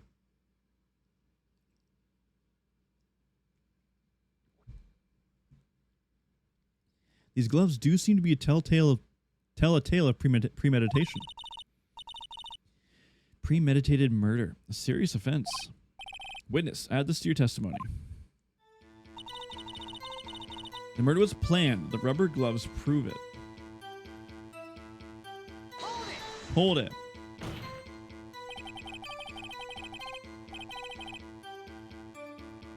Please basis conjecture to Mr. Wright, please. What if she was just in the habit of wearing gloves, like driving gloves? I miss Von What's-His-Nuts' objections. Objection! Gloves were admitted as evidence when the defendant was arrested. They were rubber gloves of the kind used for autopsies. In other words, when the chief prosecutor came to the crime scene, she came to do murder. It's the only possible conclusion that one can make. Everything was planned. It was a premeditated crime. Impressive. I'm sorry they took you off the force, Miss Star. This is bad. She's got all the thinking. This is all planned. If she can prove this claim, the trial's already over. I've got to think of a way to show this wasn't premeditated.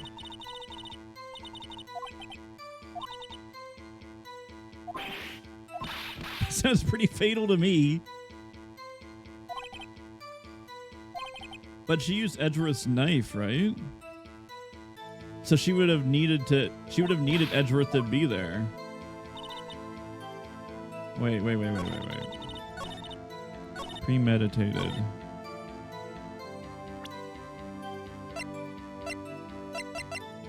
It's the knife, right? Because she would need Edgeworth to be there. Don't say Your Honor. Witness! Huzzah. Do you know what this is? Are you trying to test me? I sell lunchboxes for a living, you know. That's a knife. The knife. The knife that was in Mr. Edgeworth's trunk. Indeed, it's my knife.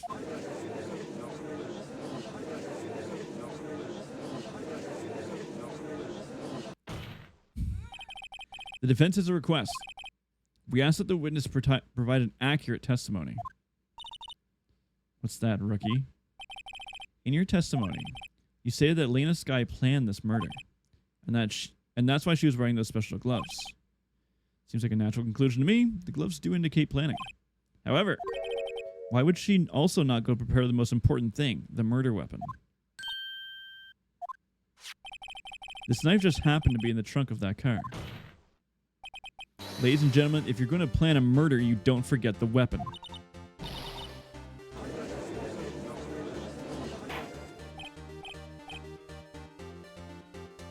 Why did someone rate a muffler as a fucking scarf? What's wrong with the people I work with?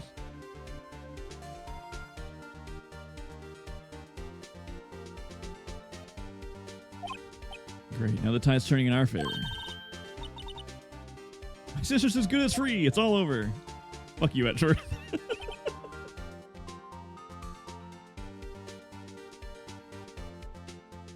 Right? I believe the next lunch you'll be eating is humble pie. What? I hope you weren't deluding yourself into thinking that the tide had turned. Not over such a trifling detail. But this shoots a hole in the whole premeditated theory. Bah. The prosecution could care less if it was premeditated or not. The only one who seems to care is the lunch lady over there. The defendant, Lena Skye, murdered the detective with a knife. That is the only thing the prosecution need prove, nothing else. Very good, Mr. Prosecutor. I suppose you think you're clever now. But you know as well as I do that she planned on killing him. It was all planned. I wish the game wouldn't skip when I was trying to read stuff. I believe I'd like to hear your testimony again. Witness, please tell us only what you saw, not what you thought. How dare you? My powers of deduction are not to be underestimated. Really now.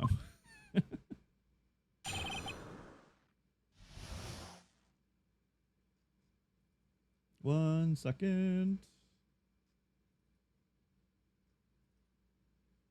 I don't know what any of these things are.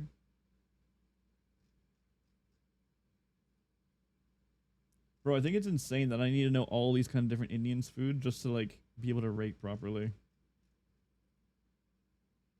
Those aren't supplements, those are spices. Whatever, it's fine. Who cares?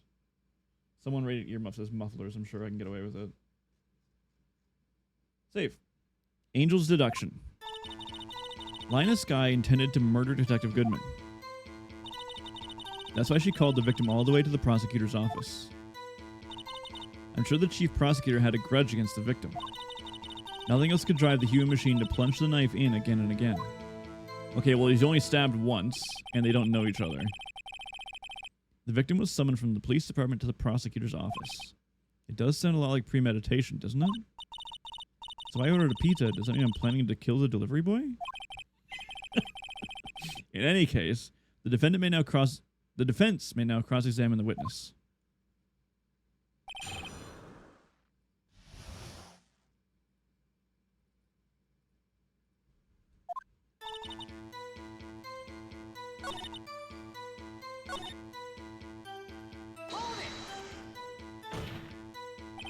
What kind of grudge?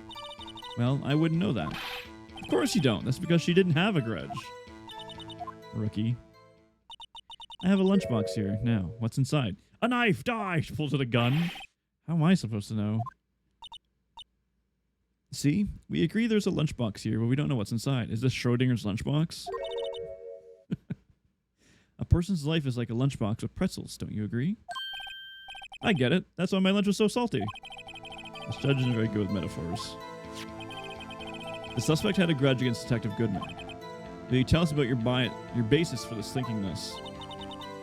It's simple.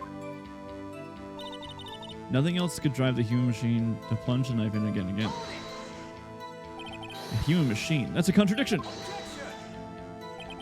Please. Can't you find fault with selling of substance, Mr. Wright? Note to self, Mr. Edgeworth's sighs smell like citrus fruit. Huh. You say again and again. How many times did she stab him exactly? We often say chop into 1,000 pieces, but we don't actually mean 1,000 pieces. What difference does it make? The deed is done. And she's getting mad at me. Let's just say she stabbed him several times and leave it at that. Leave it at that. This is a murder case. Mr. Wright, you should speak up if you have an objection, you know. I do, actually.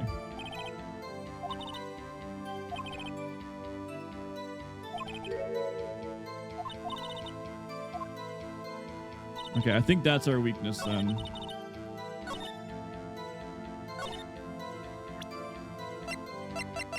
Where's my autopsy report? Present. Objection. Don't say your honor.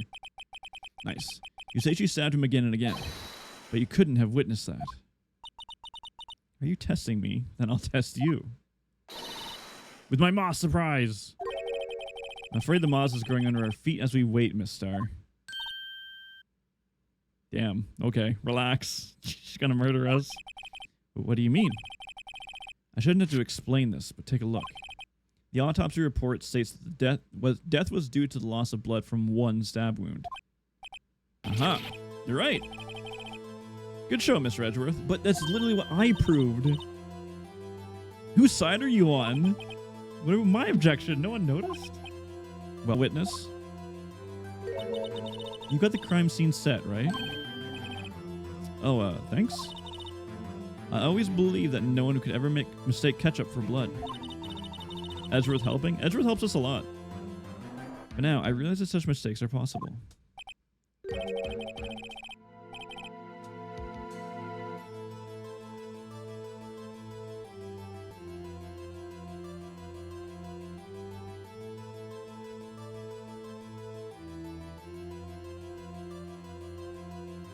Bum, bum. Bum, bum, bum, bum, bum, bum, bum, bum. Bum, bum. So you're saying you mistook something for blood? When she lifted her knife, I thought I saw... When she lifted her knife, I thought I saw blood at her breast. Splattered blood from the victim. That's why I thought she must have stabbed him at least twice.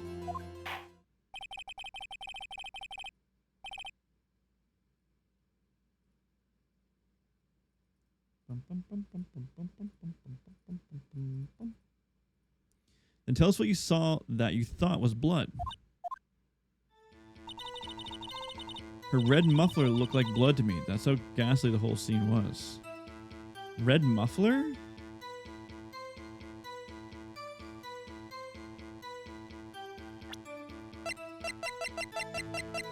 We don't have a picture of her. Eh? But she's not wearing anything like that. Right?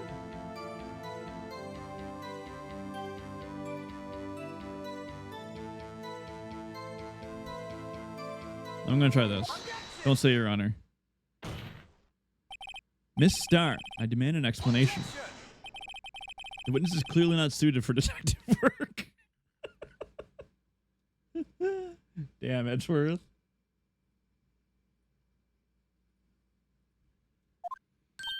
What? The suspect was not wearing a scarf or muffler of any kind. Is it muffler? You never heard that before? Yeah. I thought like... Huh? Oh my god, I just had a shipment with a muffler in it. Maybe it actually was a scarf. No way. I rated the muffler as a muffler because I thought it was a muffler, but maybe it was a scarf. Muffler scarves. Holy shit. Am I the idiot? Am I the stupid one? What's the difference between a scarf and a muffler? A scarf is made from smooth silk-like material and can be worn around the neck or draped in an attractive manner. A muffler is made from wool or a warm material and is wrapped around the neck to keep a person warm in the winter. A wrap is around the shoulders and larger than a scarf or a muffler. Huh. So scarves are just to attract people. Mufflers are scarves. And a wrap is just a big scarf. Huh. Well, now I know. That's interesting. I was like, why is this person sending them a muffler with all this food? That's so stupid. But they were sending them a fucking scarf. I gave them a muffler, whatever.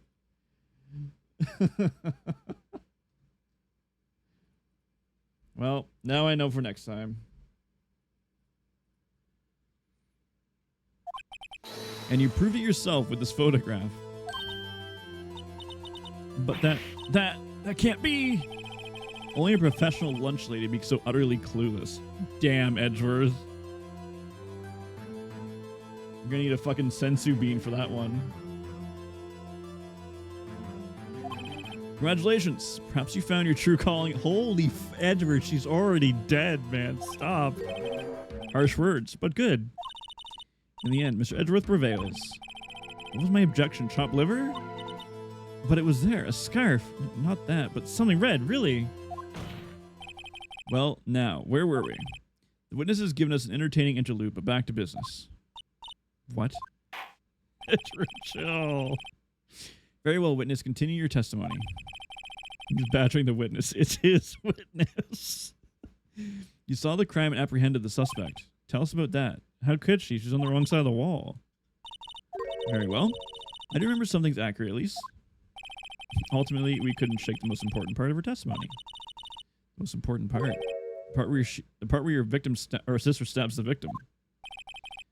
This next testimony might be the moment of truth. Apprehending the suspect. I mean, I already know she can't because of the fence, right? After the murder, the suspect attempted to run behind a partition off to her side. I quickly caught her and explained to her her rights and arrested her on the spot. When I arrested her, she mentioned the muffler. This had me confused. It was my earlier testimony. The chief prosecutor made to escape, but against Angel Star, resistance is futile. Alright, well, we already know what's wrong with this. You are quite determined about this scarf, aren't you? Okay, I've had enough. I strike like a snake and bite like a cobra. That's me, Angel Star. That wasn't a very good metaphor. First of all, a cobra is a kind of snake. Don't bother me with details unless you want to get bitten. No thanks. Mr. Wright is weak against poisonous snake bites. Aren't they venomous? Snake bites aren't poisonous, they're venomous, right? The chief prosecutor tried to resist, but her efforts were in vain. She knocked my hands aside and kicked over an oil drum. An oil drum? Hiya, cat. Why are we dotting? What did I do? Can't believe you're saying this, but woof? Eh? Is Yua simping for Miss Angel? Yua? Are you barking for Angel? Oh, you're barking for Robin. Oh. No. Discord. Yeah, I see now. It's so fun seeing you a simp for someone so hard.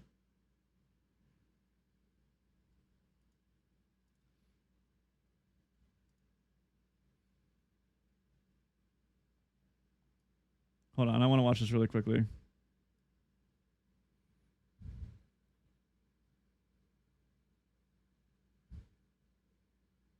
Oh, Kafka.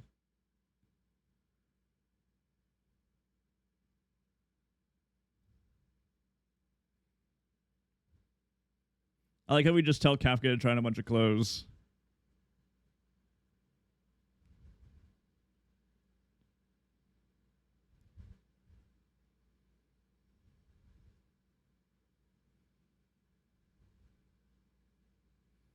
I love how just Genshin gets absolutely nothing. And Honkai gets everything.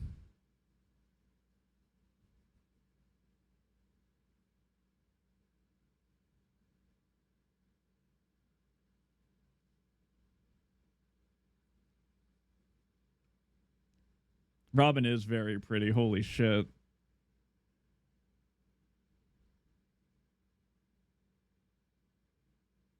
Actually, Aventurine in white is kind of... That white suit really fits him.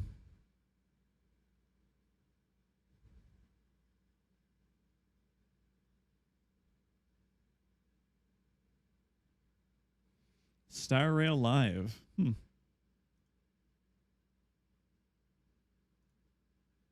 There's a fox in the courtroom. I'm the defense. I'm her defense. You can't object to me being here. You love the Blade squad. I mean, Blade. I love Blade, but his damage is kind of shit. A fox cannot be a lawyer. I'm obviously proving you wrong. I can be. Very well, Mr. Wright. Your cross-examination, if you will.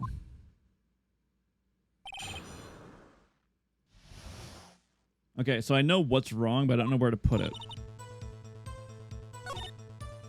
I quickly caught her. It has to be this. You say quickly. Were you close to the suspect? As I just said, I was only 30 feet away from her the whole time. Maybe I should press her for more details. I like to... Okay, good. I don't have to lose HP to this. This cat was a lawyer. You were a lawyer, but you were a magic lawyer. There's a difference. I like to see this. I like to see this on the floor plan just to be safe. A Lunchland car was... She was a visitor, thus she was parked in B block. So you witnessed the murder from here? That would make it about 30 feet from the car, yes? Is that correct, Miss Starr? Yes, that's right. I was an ace attorney before you. Wow, whatever. But there's a chain link fence in front of you. I went over it, of course. Amazing. The Comfort Queen lunch lady, athlete indeed. Would have taken her a little time to climb over the fence. So she couldn't have gotten to my sister that fast. Yeah, and that fence is about 9 feet high, too. How did Miss Sky not get away?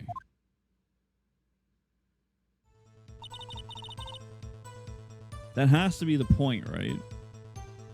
But what do I put there?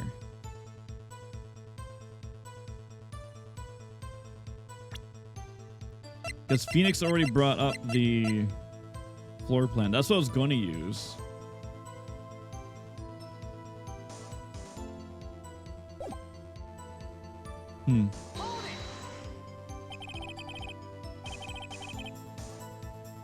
She mentioned the muffler? What exactly did she say? If I remember exactly, I would have told you my testimony. Gee. Anyway, all I heard was her say the word muffler. Just that one word? So what? So what you heard wasn't the suspect talking to you, but to someone else? Yes, the chief prosecutor was talking on her phone. Her phone? She can't mean... By phone, do you mean the cell phone discovered at the scene at the crime scene? Yes, ultimately. Ultimately? My memory... It's like a salmon heading upstream, you see. No, the court doesn't see, Miss Starr. The chief prosecutor first attempted to use the phone hanging on the wall. On the wall. That's right. Near the car, there was an emergency phone on the wall. Apparently it was out of order. And so she used her cell phone. Indeed, the emergency phone was out of order that day. Good witnessing. Good witnessing, witness. Good witnessing? What happened to good testifying?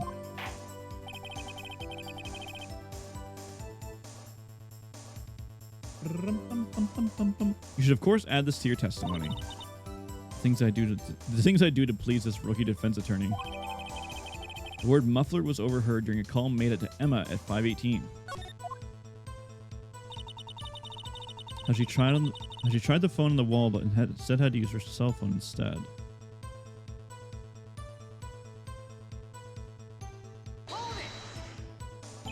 Do you think you could restate your testimony for the court? I was going to ask the same thing. I'll say this only one time, so listen close, rookies. There's no way she would see that. The chief prosecutor stabbed the victim and ran behind the partition. Then she picked up the emergency phone on the wall, but it was out of order. So she pulled out her cell phone out of her pocket. And during that time, you climbed over the chain link fence. Then when I boldly grabbed her arm, the chief prosecutor hung up her phone. And you saw her doing this? Okay, that's our thing. That's the floor plan. Objection! Don't say, Your Honor. Thank you. Miss Starr, I have to conclude that you have a personal grudge against Miss Lena Sky. Objection! Shut up, Edgeworth. The witness is a former detective. Her testimony is unmarred by personal bias. Well, who would have thought you'd be my knight in shining armor, prosecutor? You who, together with the chief prosecutor, kicked me out 2 years ago. Well, Miss Starr, this is a fatal contradiction with your testimony. How do you explain this? I don't know what you're talking about. Mess with me, and I'll make you cough it all up. Let's look at the floor plans. You said you witnessed the crime from this point. I have X-ray vision. Oh shit, she's a superhero. Well, fuck. There goes my case. However, if that's true, you couldn't possibly have seen Miss Sky making that phone call. I believe you see what I'm getting at. The emergency phone was on the backside of this partition. If indeed you were in B block, you couldn't have seen it.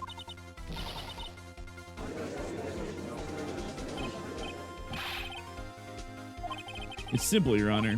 She's not coughing up lunch. She's coughing up lies. Good one, Phoenix. Shut up, Edgeworth. That's quite a claim. Perhaps you will allow me a question. Tell us exactly what lie this witness had told the court. Here's where the counterattack begins. I can't afford to get this wrong. The witness lied about what she saw, where she saw it, the order of events. What she saw, right? Where she saw it.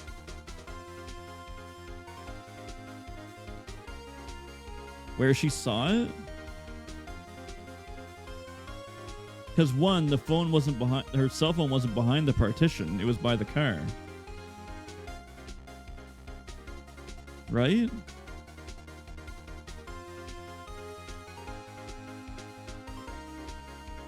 Where she saw it.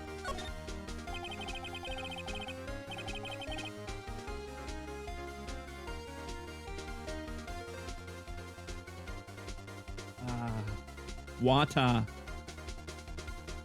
Honest to God, drinking water makes playing this game a lot easier. I thought you guys were full of shit by telling me to drink water, but water helps.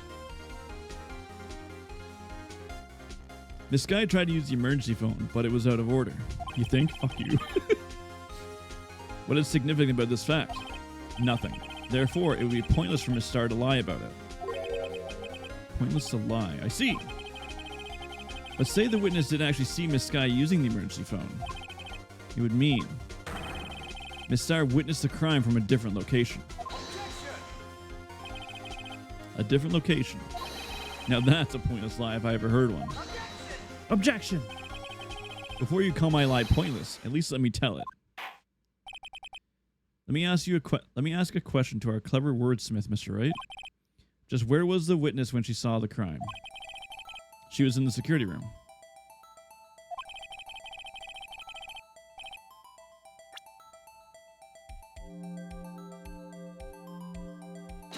Take that! This is the only place where she could have been.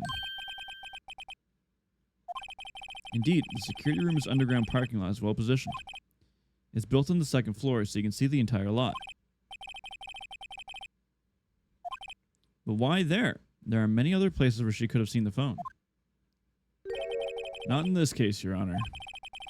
The witness not being part of the prosecutor's office couldn't park in A block. The only place where she could have seen the crime and the back of the partition is here. If you remember in your testimony, you said you brought a lunch to your boyfriend's security room, yes? Well, Miss Starr, how many years have I been getting the better of men? Think the tables could be turned. Today's man has got the better of Angel Starr.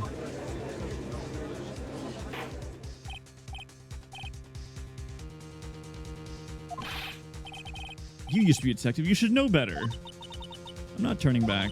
The guilty will be punished, and I'll do what I must to make sure justice prevails. The guilty? Is she talking about Miss Sky? Doesn't this strike you as odd? Why did Miss Starr lie? It doesn't make sense. Because she just said that she was the reason she got kicked off the force. She could have just said she saw the crime from the security guard station. It wouldn't change anything. Exactly. This photograph tells all. It was the defendant who stabbed the victim. The truth still stands. It still stands? I disagree, Mr. Edgeworth. Nani? If a witness is to be found lying, they're guilty of perjury. She knows this. She wouldn't risk that without a good reason.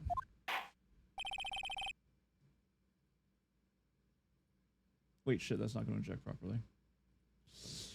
So, tell us what her reason was, Mr. Wright. Huh? Me? Who else? Mr. Wright, let's review what we know. Miss Starr witnesses the crime from the security guard station. But she lied and said she saw it from B block. It must make a vital difference, but what? What would change? It's one of these two.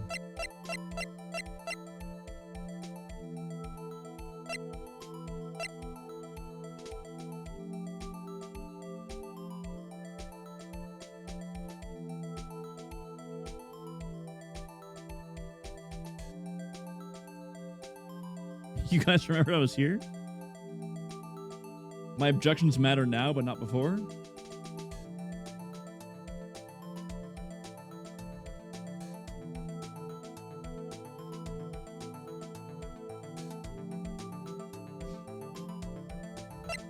Sounds like distance to you, but your damage. Angle wouldn't matter, right? I think you're right. I think it has to be distance. Distance. It changes the distance between her and the scene of the crime. Right? Because the fence was in the way. So she couldn't have arrested her, right? My condolences, Mr. Wright, but one look at the floor plans and it's quite clear. The distance between the scene of the crime and the guard station is 30 feet. I don't see how that would change what she could see. What she saw is not in question here. What matters is the time it would take for her to reach the scene of the crime. Miss Starr, you witnessed the crime from the security guard station. Now, how long did it take you to go from there to the scene of the crime where you arrested Miss Skye?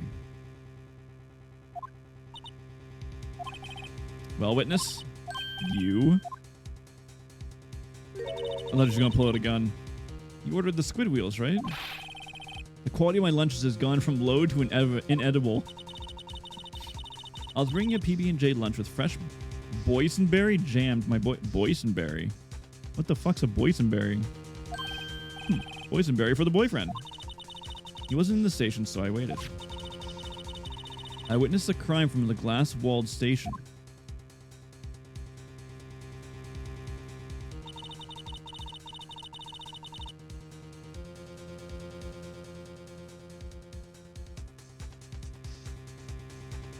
Before I knew what I was doing, I found myself running towards the scene. But the door was locked. I couldn't open it.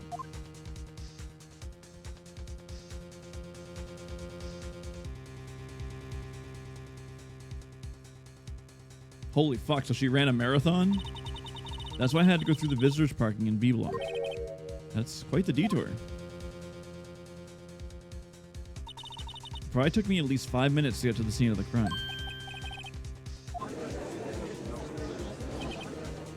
This changes things considerably. But it was that woman over there in the defendant's chair who stabbed him. I know it. I have photographic evidence. I swear it. I swear on my finest plastic spork. You have a point, and the spork is a wonderful invention.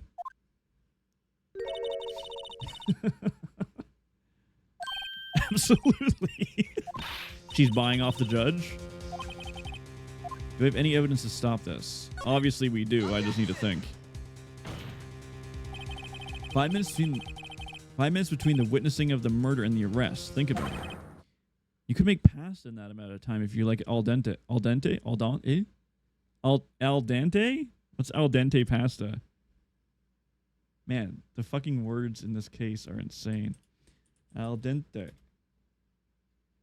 Al dente is Italian for to the tooth.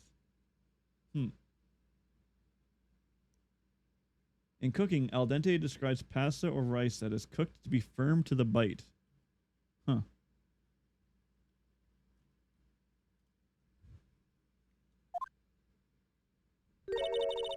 I've got lunch boxes that tie pasta into knots. So? A 5-minute blank. Isn't that strange? If you were a criminal, what would you do with your 5 minutes, Your Honor? I guess I'd flee the scene.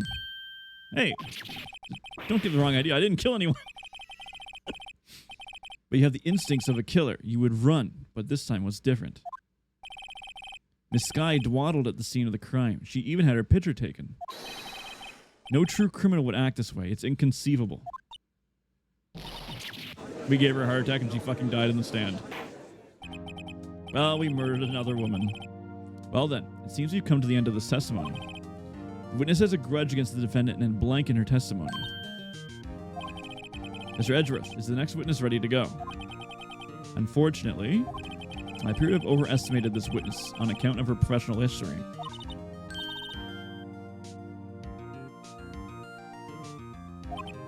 That was too close. I'm afraid that the cough-up queen has been dethroned. And with that, this court is adjourned.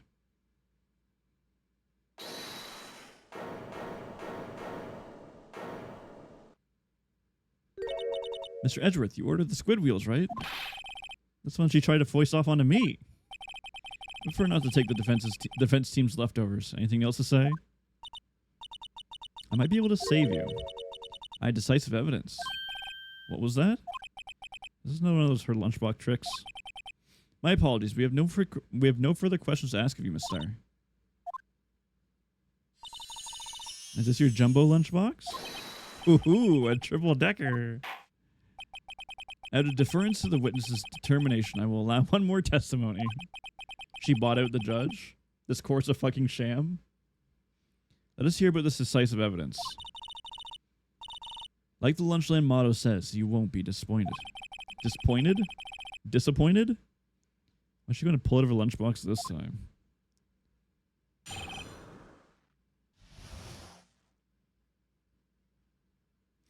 Decisive evidence.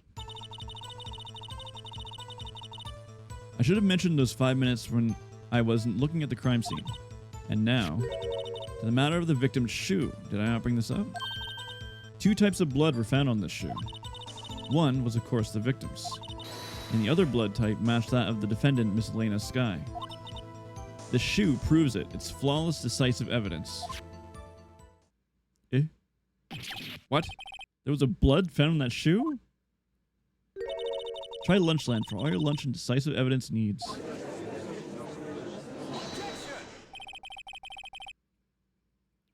Witness, what is the meaning of this? Why is this the first time I've heard of this evidence? Simple, as I've already said. I don't trust you with it. I don't trust you with evidence, Mr. Edgeworth. That's why I took the liberty of investigating this myself. And you had blood tests performed. Didn't I mention? I have 3 boyfriends in forensics. In any case, Your Honor, I cannot accept this as evidence. What? You must know those 2 rules of you must know the 2 rules of evidence law. Rule 1: no evidence shall be shown without the approval of the police department. In other words, this shoe is illegal evidence, at least for the time being. It seems so. Edgeworth sure is celebrating.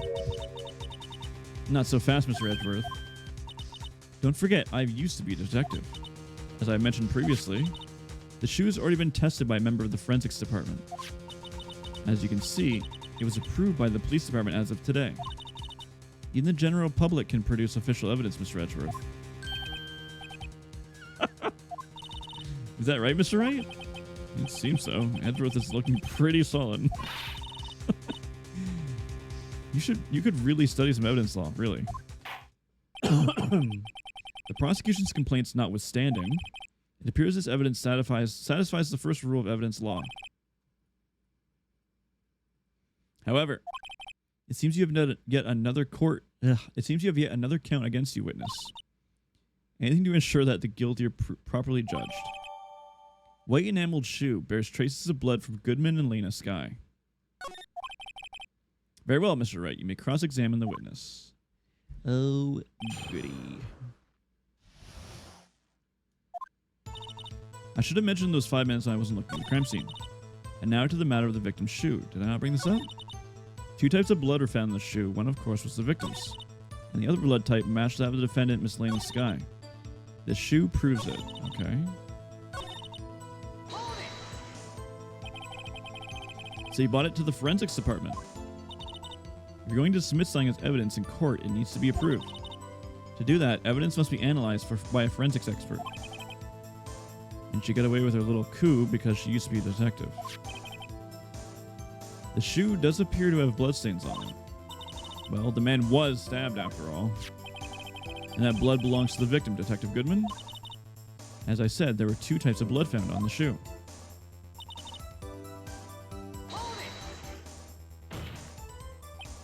You can't say for sure the blood belonged to the defendant without a blood test. You claim to know something about blood tests, rookie? Well, speak up. Well, blood comes in 4 types, A, B, O, and AB.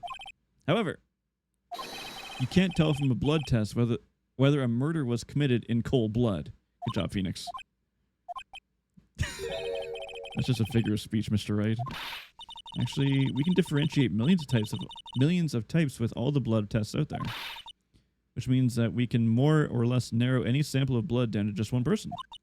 Or so I hear. That's pretty specific.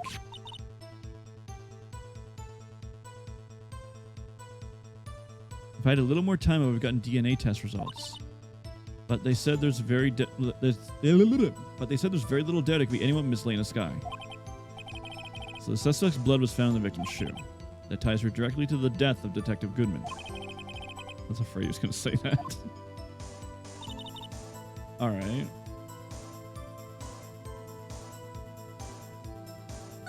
Well,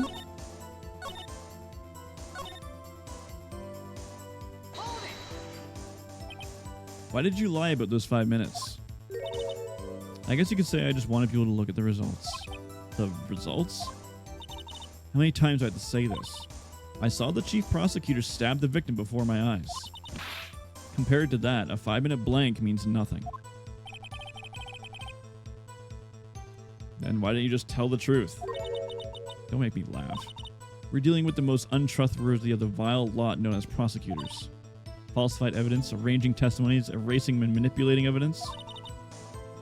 When you fight monsters, you need to use every trick in the book. This is when the suspect's admitting she did it? But false testimony is the most despicable crime of all, Miss Starr. Let's just get this over with.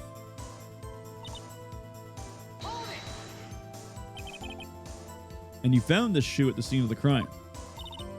I detained the chief prosecutor and notified the police department. I wanted to make myself useful while I was waiting for the police to arrive. So, like an ill-trained pooch, you snuck off with a shoe. I was afraid someone would erase the chief prosecutor's crime. This shoe was my secret weapon if that should happen. See this fashionable basket I have here? It carries more than lunchboxes, gentlemen.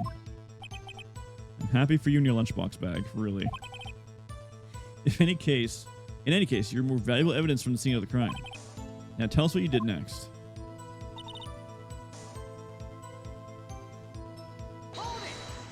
Did I already do this one? Yes, okay, we did this one.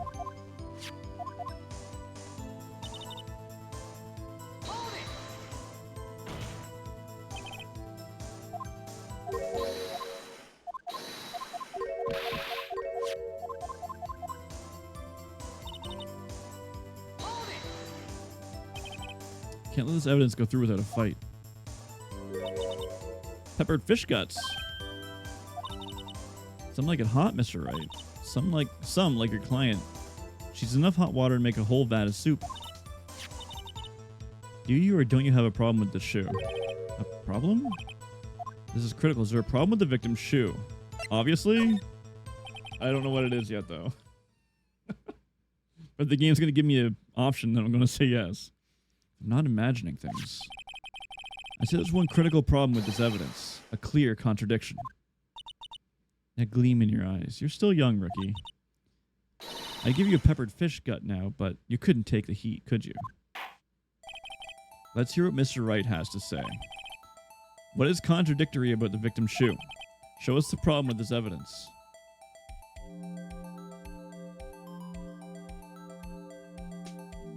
Chat?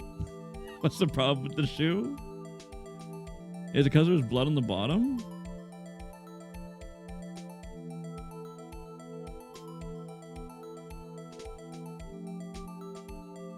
There was no pool of blood for her to step in, right? Because there was no blood pool in this crime scene. So there shouldn't have been blood on the ground?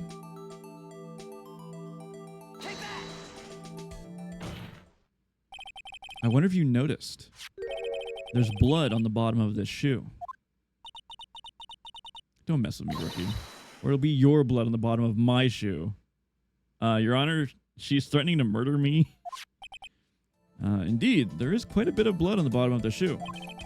It makes sense. The victim was stabbed with a knife. What possibly could be contradictory about this on the bottom of this shoe? So I am right about the blood on the ground, right? Death due to loss of blood.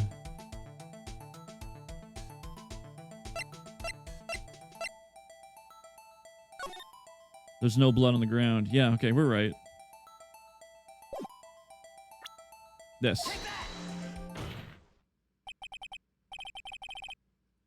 The problem lies in the footprint. Note the bottom of the victim's shoe is covered in blood. Then, isn't it strange? Why were there any bloody footprints found at the scene of the crime? As you can see, there were no traces of any such footprints at the scene of the crime, or blood on the ground. That contradicts your claim about this shoe. This picture only shows part of the floor, so there could have been bloody footprints. Then where are they, Mr. Edgeworth? Because we checked the scene and found nothing of the sort.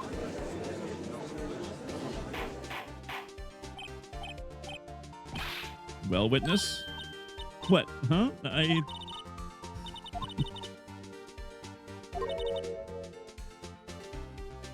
Oh, true, maybe, yeah. Why wasn't there a footprint? Oh, that's true. There has to be a reason why there wasn't a footprint. Shut up, Emma. Hey, I don't know why it's not there. I'm just good at finding contradictions. I don't fucking know.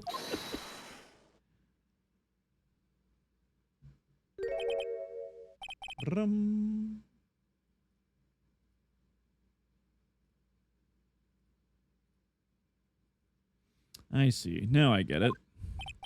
Yeah, what? Our witness is more devious than I gave her credit for. We were hoodwinked until the very end. But she slipped. There's one vital hint to the truth in her testimony. Ugh.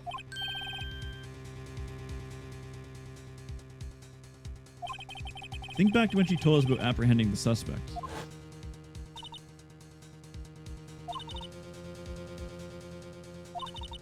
Oh, the water might have washed it away.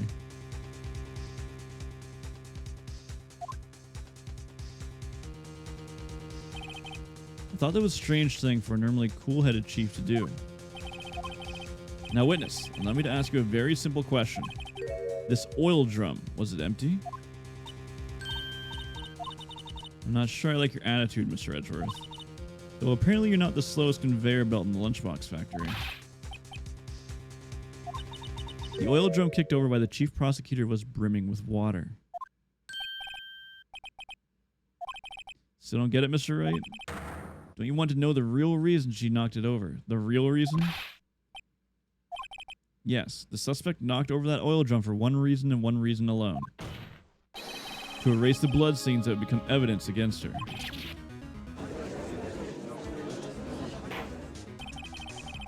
That ties things up quite nicely. The bloodstains left on the victim's shoes tied quite nicely to this murder. Then after the deed was done, she knocked over the oil drum to erase the telltale signs, whatever. Boy, that's a prosecutor's specialty, erasing evidence. That reminds me, Miss Sky's right hand was hurt. Didn't she say she cut herself when she stabbed him? So that's when my sister's blood got over the shoe? Well, I see no reason to prolong this trial. What can I do? Your sister confessed to the crime and she tried to conceal it. Enough. There's no need to further debate. The verdict, Your Honor. Very well. Miss Angel Star is on the prosecution's side. She could have been lying about the water. This court finds the defendant, Miss Lena Sky.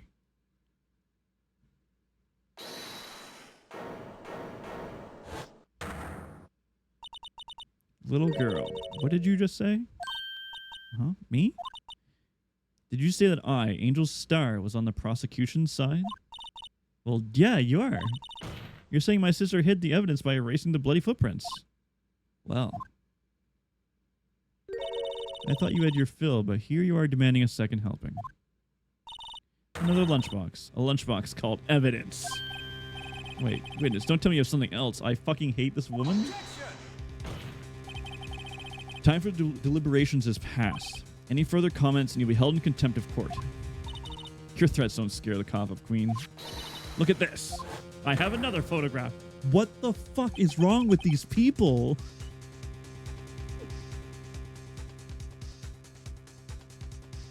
A photograph? I had it just in case anyone had the gall to suggest that the white shoe didn't belong to the victim. I'm tired of your bullshit. Please leave. I see no room for error in this evidence. Look at the asphalt in this photo. It's clearly wet. And there's also something in the muffler of the car. Raising the last trace of doubt from the court's mind. Immediately after the murder, the crime scene was washed with water. It's not your fault. I knew you couldn't win this from the case from the beginning. It seems this is what your sister wanted anyway.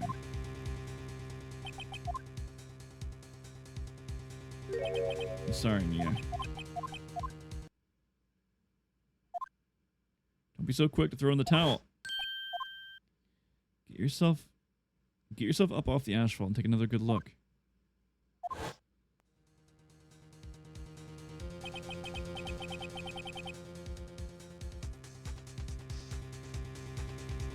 This is the last piece of evidence. Very well. This time I'd like to declare a verdict for good. Objection! Your Honor, wait.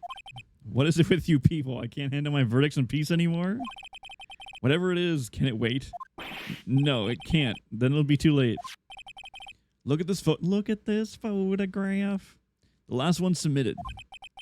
This trial isn't over until we give each piece of evidence proper consideration. So, Wright, are you saying there's a problem with this latest piece of evidence? Look at this graph. Yeah, I'll think later. Yeah, there's a problem. Right or wrong. I've got to go ahead with this. I suppose since we come this far, we should give each piece of evidence, we should give each claim a fair stake. Very well, Mr. Wright. Show the court the problem in this photograph. There's something in the fucking muffler of the car?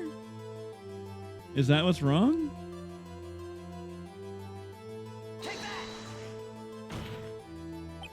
The problem with this photograph is here.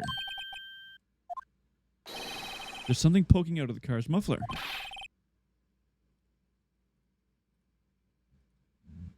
Sorry, excuse me. You just said muffler. However, I see no trace of a muffler or a scarf in any kind of this. Oh my god, Judge. A muffler is also part of a car or motorcycle, Your Honor. Just think of it as part of the exhaust system, a pipe. I see, and I see.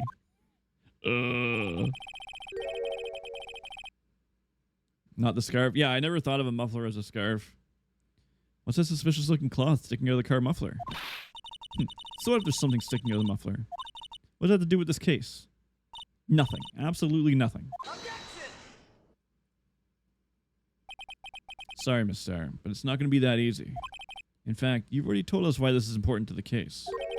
You said as much in your testimony. Nani?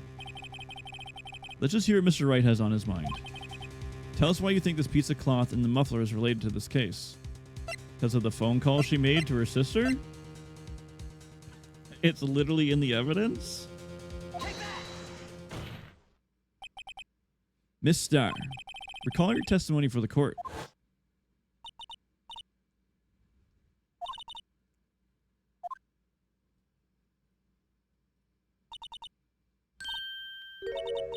Yarg!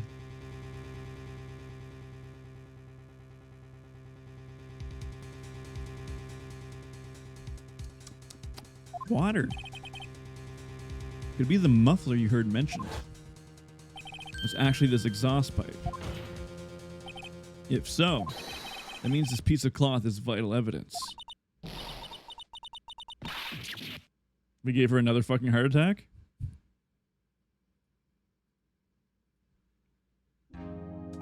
Well, it seems we have to suspend the proceedings. Suspend. I find myself wondering about that piece of cloth. If we leave any question unanswered, we do a disservice to the law. Have the car at the crime scene inspected at once and bring me that cloth. The verdict will wait until we've seen all the evidence. Agreed? I suppose so. Whew. At least for now.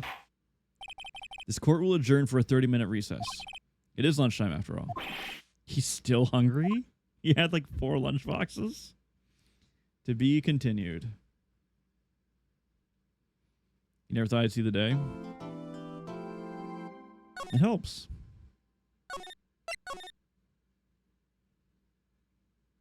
Alright, we'll probably stop there for the day. Stopping after the trial is a good place, yeah? Bloop.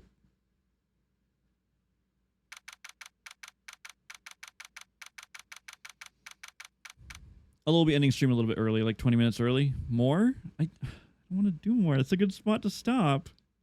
Because if I keep going, I'm going to get lost in the sauce in 20 minutes. I'll come back into stream tomorrow and be like, what are we doing? Where are we going? What have we looked at? It's a good place to stop. More? No. This isn't a democracy.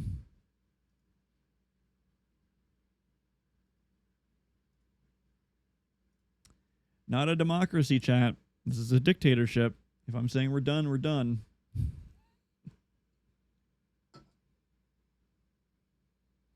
You guys will have to wait until tomorrow.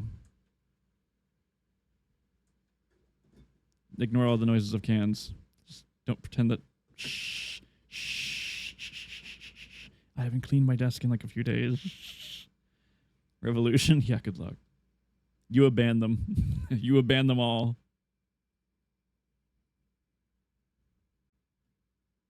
We will have no revolutions here.